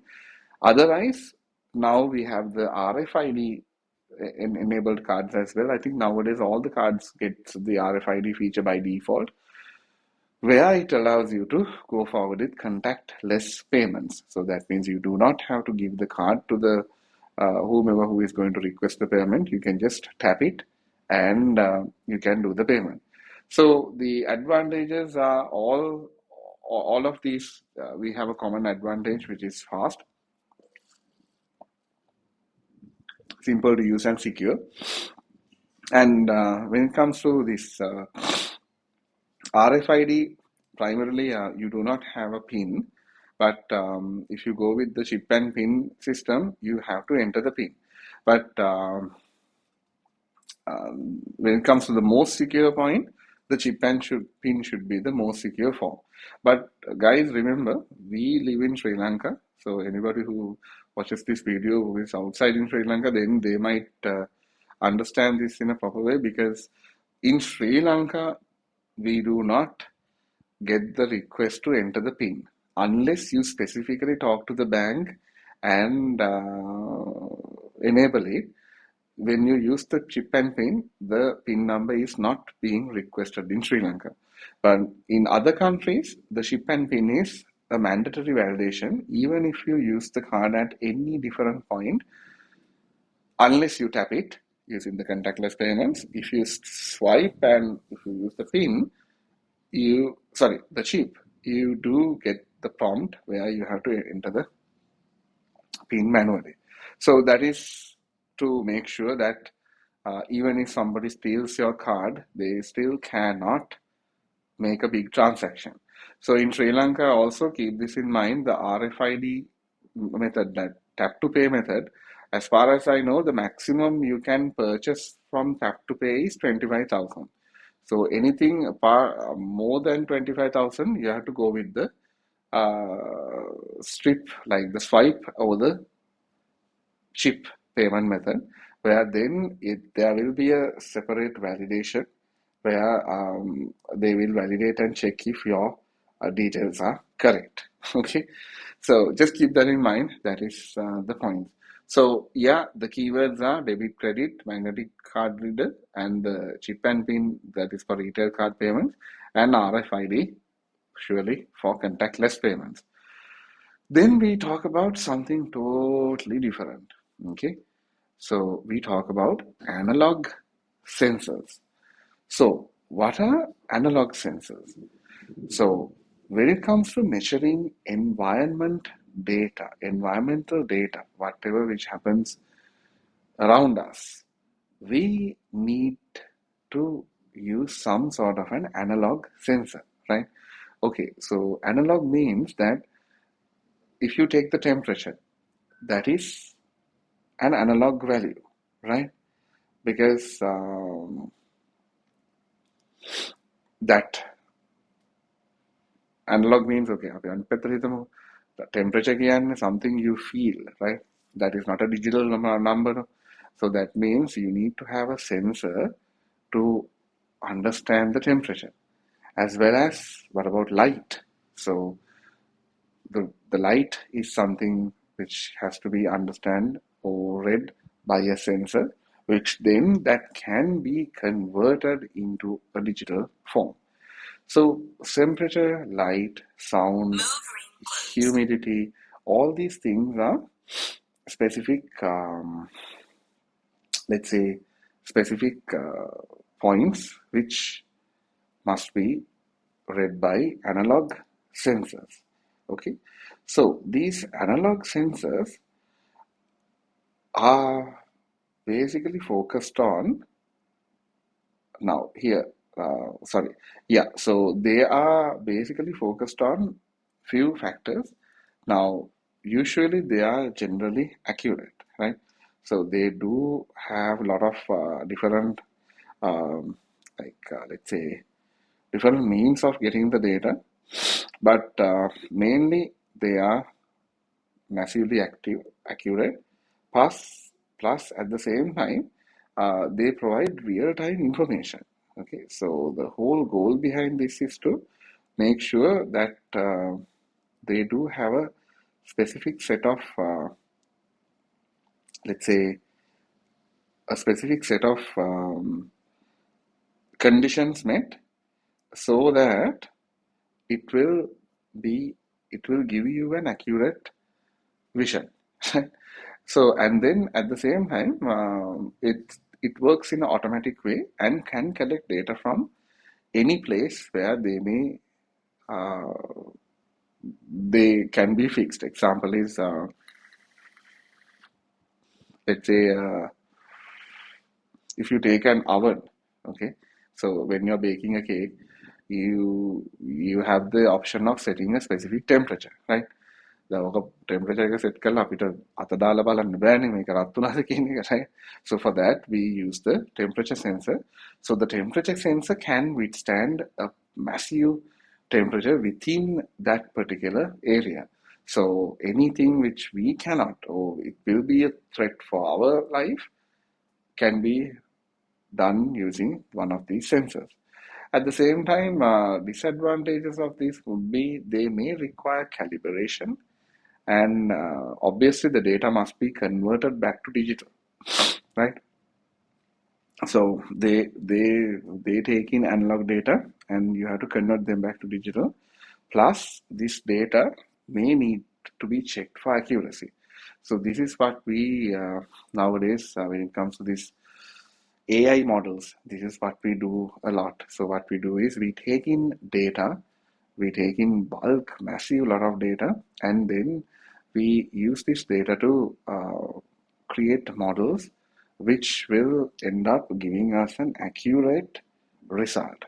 So in this way, the data accuracy is there, right? So remember that is one of the disadvantages, and remember the keyword is environmental data for analog sensors. Then, okay, then we finish up the input part, then we jump into output. Okay, so output, guys, I'm really going to run through this because it's almost simple stuff which you guys already know. So we'll quickly do a speed run and finish this part off. Okay, so perfect. So types of output devices we do have. When it comes to displays, we do have three different types. We have the CRT monitor, the cathode ray tube monitor, an LCD monitor, liquid crystal display, and LED monitor. Okay, so LEDs, so LCDs and LEDs, they both use two different. Sorry, the architecture is the same thing, but LCDs use a different mechanism for lighting, and LED use another different mechanism where you literally use like light emitting diodes, small LEDs to emit the light, and LCDs uses a panel. Okay, so let's see how it works. So when it comes to the CRT monitor, and when it comes to these type of monitors, they are basically used to display an output from a computer, and the screen size is measured diagonally in inches, okay, and the resolution is the number of pixels measured horizontally across the screen. Okay, so when you say it is a 27-inch monitor, it does not mean that it's horizontally 27 inch. It is diagonally 27 inch. Or හැම එකම TV එකක් වුණත් when you say it's 84 inches, that is diagonally 84 inches. Horizontally 84 inches වුණොත් තව වැඩේ අමාරුයි. Okay, so that's how it's measured. And advantages, CRT had a good advantages where since the front panel is actually glass, you had a large viewing angle. I know you guys some of you might not have seen an CRT monitor. Those were like very old monitors we had almost 20 years ago, where they had glass tubes. So basically, because we are looking at this particular glass screen, it had a lot of so this viewing angles means you had the option of looking at it from a very sharp angle. Now, example, if you take a newer screen like a new TV or a LCD monitor, if you look at it from a side, the display is not 100% visible, right? Because one thing that's flat, And the other thing is the colors get distorted when you look at it from a side, right? But CRT monitors did not had it because it was just glass, and you were able to look at the screen even from a very slight, like a very high angle.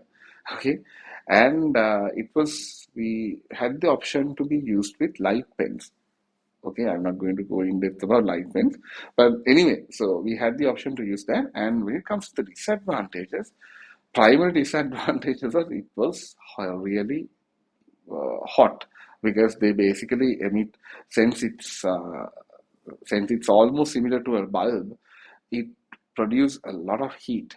Plus, it was extremely heavy. Heavy means it was so damn heavy, and it consumed a massive lot of power, more than just the other monitor types. So LCDs, these CRT TVs, they were like extremely massive, and a simple 21-inch TV would weigh more than about 10-15 kilos. Okay, so they used to use a lot of power as well.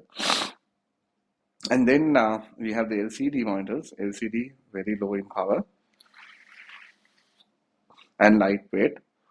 Plus, there is no flickering and no image burning. So that is also a problem. Yeah, no image burning. Plus, the disadvantages is the LCDs. There is this thing called the ghosting. And ghosting means now LCDs loads the image in a specific way where it draws the image from top to bottom. Okay, you guys might have seen this. Okay, හොඳම ලේසින් වැඩේ තියෙන්නේ, take out your mobile phone camera and look at, so open the camera of your phone and on your phone, and then try looking at a TV screen or an old monitor. The newer monitors have a higher refresh rate, but if you look at a screen with a low refresh rate, you should be able to see that there is a uh, certain, let's say, something like a bar running down from top to bottom. Okay, so how it works is it will basically it draws this on the screen, and it will draw the screen one by one, like part by part. So what happens is, if you try to play something like a very high speed game, or something like let's say a fighting game or a shooting game, then there is a certain motion blur. When you move the mouse very fast, that character, you tend to see a certain motion blur with the system itself. Okay, and then we do have the disadvantages of color and contrast, because as I said, when you look at it from different angles, the color and the contrast differs. Okay, so that would make it a little bit harder to read and see. And plus, okay, so then when it comes to the LED monitor, LEDs, since they have individual lights emitting the three color palette, the RG and the RGB colors, that means they can go with very high definition colors, as well as, since it is a light, nobody is drawing it from top to bottom. No? So since it is a light, the color contrast is extremely high. So it doesn't have any motion blur or ghosting. Plus, it takes much low power than the rest of the two. Plus, it has a longer life, because since it is using LEDs, whenever you are not required to use a light, let's say if you are looking at best example, let's say if you are watching a movie, in that movie, if it is a widescreen movie, you have two black lines on top and the bottom of the screen. So that means when it comes to black, how an LED monitor will handle is, it will basically turn on that area. So that will automatically reduce the power usage, of course, plus it will make sure that the screen is extremely high quality. Okay, so the best example one I can say is if you go to a shop like this, Aban Sari Singari Kohari Gila Balanna, they have these LED TVs. So look at the contrast. So those LED TVs have a massive high quality contrast where when you say it's black. Because since the display is turned off, you get high contrast. Okay, perfect. So then the disadvantages are primary disadvantage, it is way more expensive than LCD because it takes a lot of um, uh, resources to make. And and there is a small mistake here, guys. Here it says the contrast can be poor. That is a mistake. So do not write this one because LED monitors, um, this has to be actually added here. Make a varadi. I'll just highlight it in my God, I think made the shape. Okay, so I keep it highlight. So this part is actually wrong because the contrast can be poor should be in the LCD monitor. Okay, perfect. So let's go through this and then let's finish these parts up. Then we can actually call it a day. So perfect. Then laser printer and inkjet printer.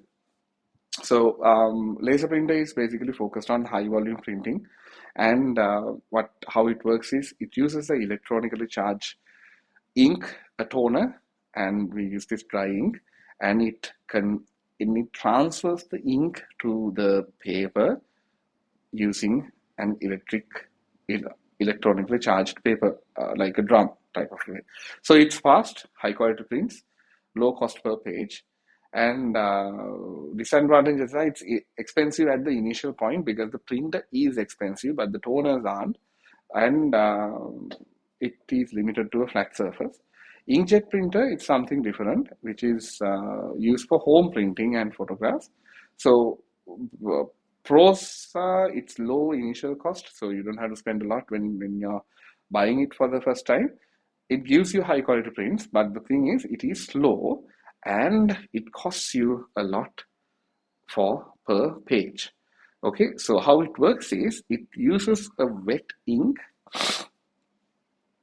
separated into different colors like black, cyan, magenta, and yellow, and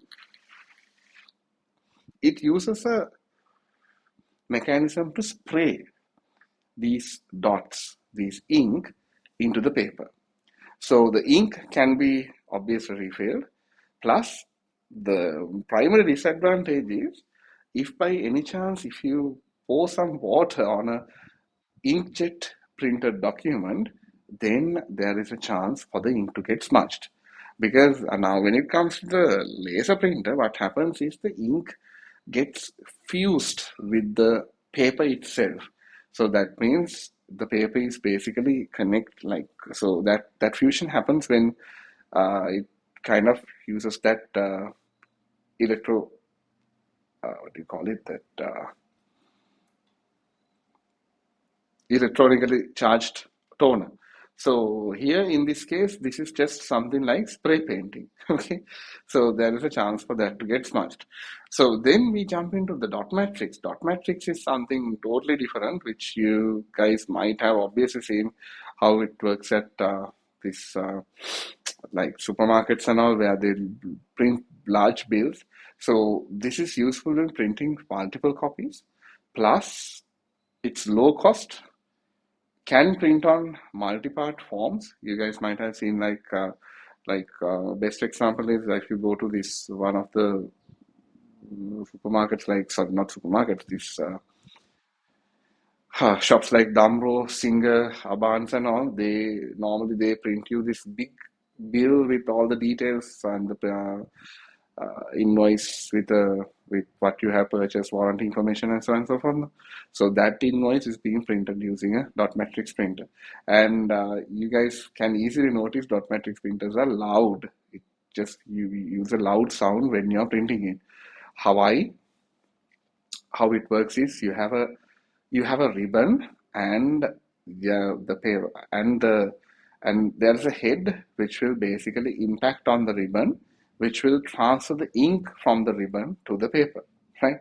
So in that way, it will transfer whatever the text or what is being printed to the paper itself. So then we have the 3D printers.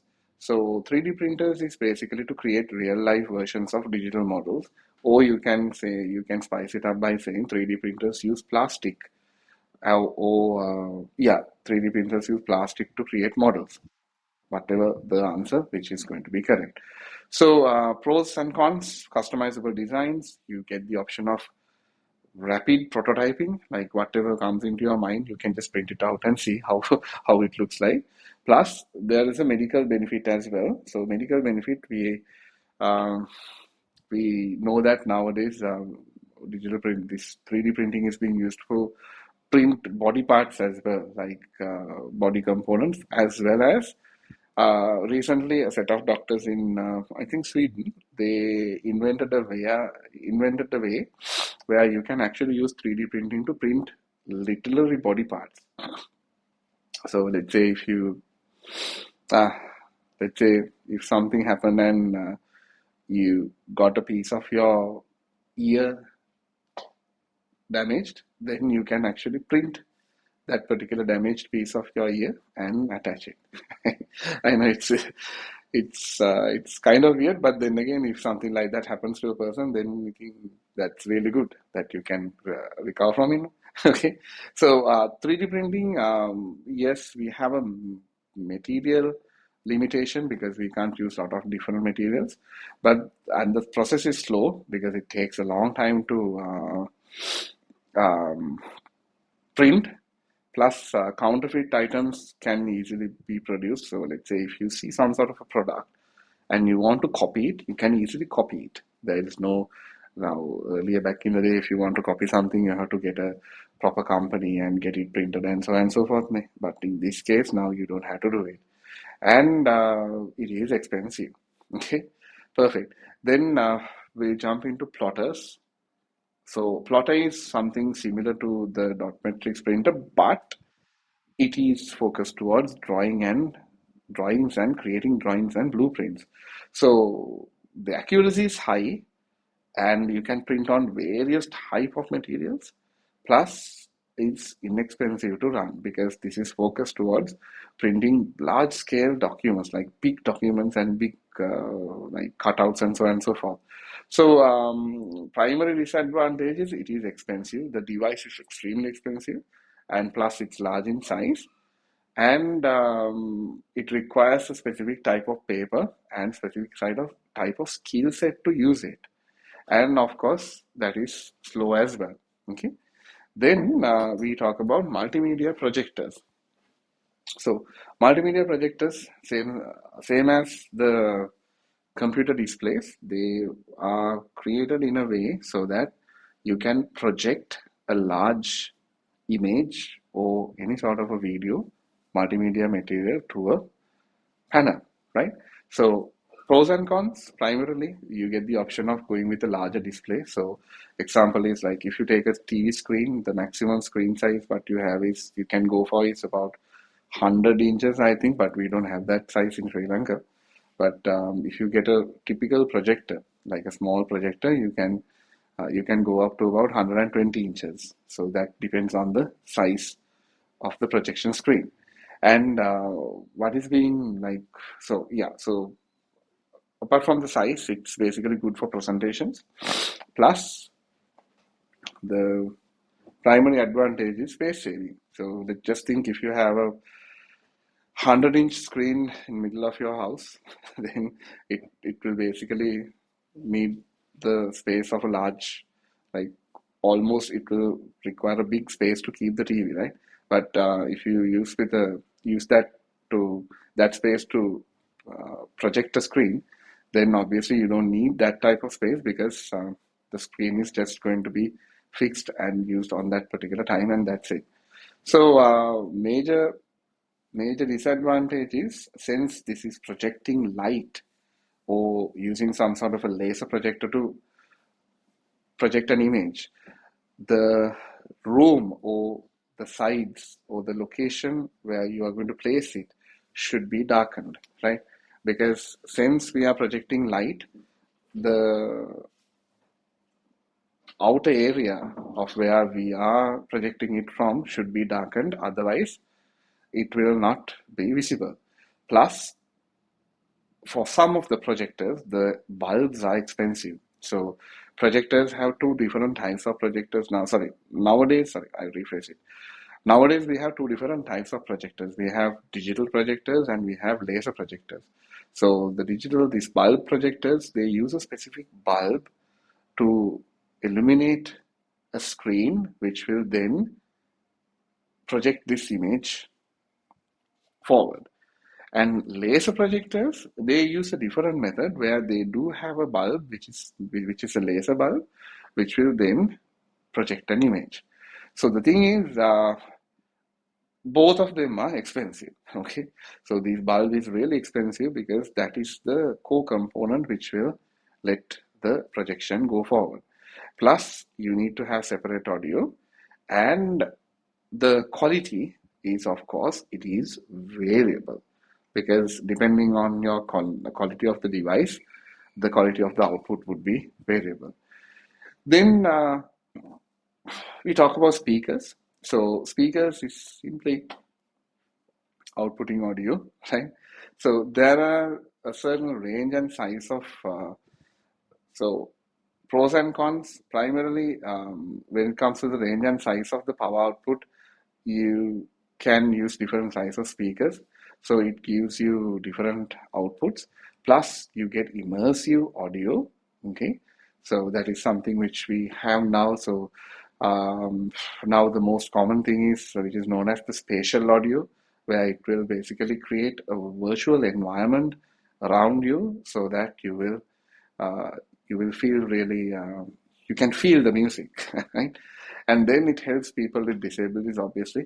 That's also one of the. And for the cons, depending on the quality of the output, it the it can be expensive. Okay, plus the sound quality varies depending on the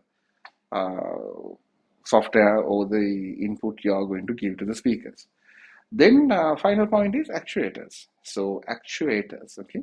So actuators are simply controllers or pumps or switches. So an actuator, the meaning of an actuator is something, a device which will perform a specific activity when power is provided for that, right? So where we use this, so we use actuators to um, get some precise movement, and actuators are programmable, as well as they allow to be controlled by many automated devices. Okay, and disadvantages is requires power. Requires power is not a disadvantage. That is basically a requirement, and you need to have like different mechanical items for it to be contained, so that it will work as a single element, as well as you require a digital to analog interface, so that you will be able to convert whatever the digital frequency you are going to send to this particular analog device in order for it to understand what is required to be done.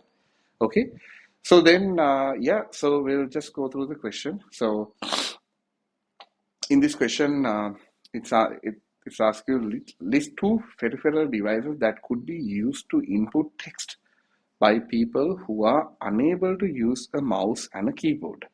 Okay, now this is a tricky thing. Now it's asking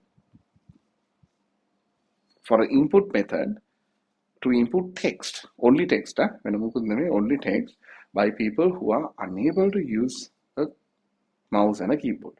So that means primarily we'll have to think about the rest of the components in the body, right?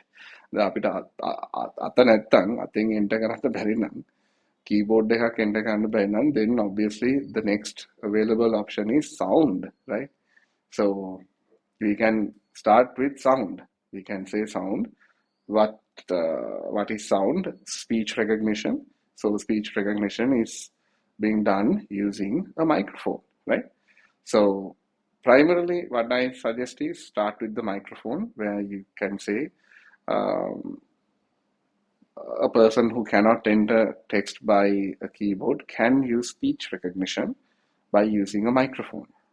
And we can go with something like a touch screen or a trackpad. But then again, if your hands are not working, right, then it would be better if you can go with something like a sensor, gesture control.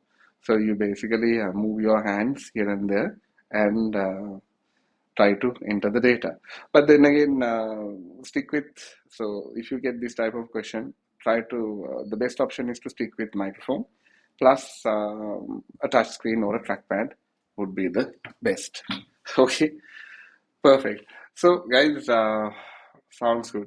So let me wrap up today's lecture at this point, and during next week, let's jump through the rest, and we'll finish up the unit 1 and likewise. So, Sydney, just go through the documents I sent you. I think I made a small mistake with the file names.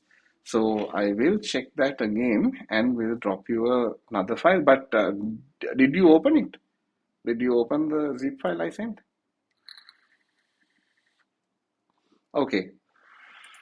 That has a certain set of files. Just open it and see how it works, and we'll jump back later again. Okay, perfect. Okay, I'll keep you updated on the date again on chat.